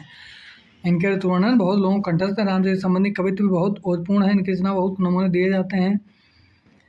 बानिसो सहित सुर बन मुँह रहे जहाँ, धरत बहुत भांति अर्थ समाज को, संख्या कर लीजिए अलंकार हैं अधिक या में, राखो मत ऊपर सरस ऐसे साज को, सुनो महाराज चेरी होत चार चरण की, तात सेनापति कहे तजी उर लाज को, लीजियो बजाए ज्यों चुराए नाही को सौंपी, वित्त की सिथा थी मैं कवितन की ब्याज को। क्या बात है। पोहकर कवि 20वें कवि हैं। परातपुर के रहने वाले हैं, जिला मैनपुरी के हैं, पर पीछे गुजरात में सोमनाथ जी के पास भूमगांव में रहते थे। ये जात के कायस्थ थे और जहांगीर के समय में वर्तमान थे। जहांगीर के समय कवि कौन से हैं? पोहकर कवि हैं। इनकी रचना याद रखना है, रस रतन नाम की एक रचना है। संवत ग्रंथ है, 1673 के आसपास लिखा गया है और इतना महत्वपूर्ण है नहीं, आप देख सकते हैं इसमें।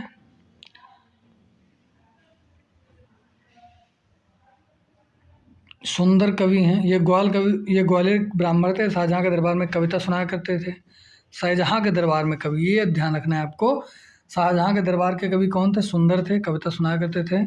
इन्हें बादशाह से पहले कविवर राय और महाकवि राय की पदवी दी गई थी। कविवर राय की और महाकवि राय की पदवी दी गई थी। उन्होंने संवत 1688 में सुंदर श्रृंगार लिखा था। सुंदर श्रृंगार नामक नायिका भेद का एक ग्रंथ लिखा है। नायिका भेद एक ग्रंथ लिखा है, कौन सा? सुंदर श्रृंगार। अब श्रृंगार सुंदर है तो नायिका का सुंदर श्रृंगार होता ही है। तो इससे आप याद कर सकेंगे कि सुंदरदास का सुंदर श्रृंगार किस पे है? नायिका भेद पर लिखा गया है। सम्मा 1600 बरस बीते 78 शीत, कार्तिक सुदी सतमी गौर रचे ग्रंथ कवि प्रीत। इसके अतिरिक्त सिंहासन बत्तीसी और 12 माला नाम की रचना की 2 पुस्तकें कही जाती हैं। सिंहासन बत्तीसी और 12 मासा, ये भी आपको याद रखना है। सिंहासन बत्तीसी और 12 मासा। यमक और अनुप्रास की ओर इनकी कुछ विशेष प्रवृत्ति जान पड़ती है। इनमें शब्द रचनाकार माना जाता है। लालचंद लच्छोदय 22वें कवि हैं। ये मेवाड़ के महाराज जगत सिंह के माता के जन्म में प्रधान हंस सूत और कुछ महत्वपूर्ण है नहीं, बस पद्मिनी चरित नाम का इनका प्रबंध काव्य है, ये ध्यान रखना है। पद्मिनी चरित किसका है? लालचंद का। लालचंद लच्छोदय, लालचंद का पद्मिनी चरित नामक एक प्रबंध काव्य है और उतना महत्वपूर्ण है नहीं। बस यहीं पर आपकी क्लास विराम लेती है। बहुत बहुत धन्यवाद। अगर आपने अभी तक सब्सक्राइब नहीं किया चैनल, पहली बार जुड़े हैं तो इस पर अवश्य ध्यान दें। और ये सीरीज़ चलाई जा रही है, इसको आप बहुत शीघ्र ही ज्वाइन कर सकते हैं, चूँकि अभी चल ही रही है। तो आपको सारे जो अब पीछे टेस्ट हो चुके हैं वो सारी सीरीज़ आपको कराई जाएगी, तो आप इस सीरीज़ का लाभ उठा सकते हैं। परीक्षा नज़दीक है और बहुत लंबे लंबे नाटक हैं, लंबी लंबी कहानियाँ हैं, लंबे लंबे उपन्यास हैं मोटे मोटे, तो उन सब से प्रश्न बनाए गए हैं जो आपके परीक्षा के दृष्टिकोण से महत्वपूर्ण हैं। इसलिए मैं आपको शुरुआत में भी बताया था, अंत में भी बता दे रहा हूँ कि संपर्क सूत्र 90 26 22 43 46 86 पर आप मैसेज करके स्टेट सीरीज़ का लाभ उठा सकते हैं। चूँकि परीक्षा के दृष्टिकोण से बहुत महत्वपूर्ण है और बहुत बहुत लंबे लंबे कोर्स आप खरीदते होंगे 1000 रुपये में 2000 5000 6000, लेकिन 499 इसकी मात्र फीस है। आप लोग बेहद महत्वपूर्ण सीरीज़ को ज्वाइन कर सकते हैं। इसको अधिक से अधिक लोगों के पास शेयर करिए। जो भी आपके लोग दोस्त तैयारी कर रहे हों उन तक जरूर मेरी बात पहुंचाइए। बहुत बहुत धन्यवाद।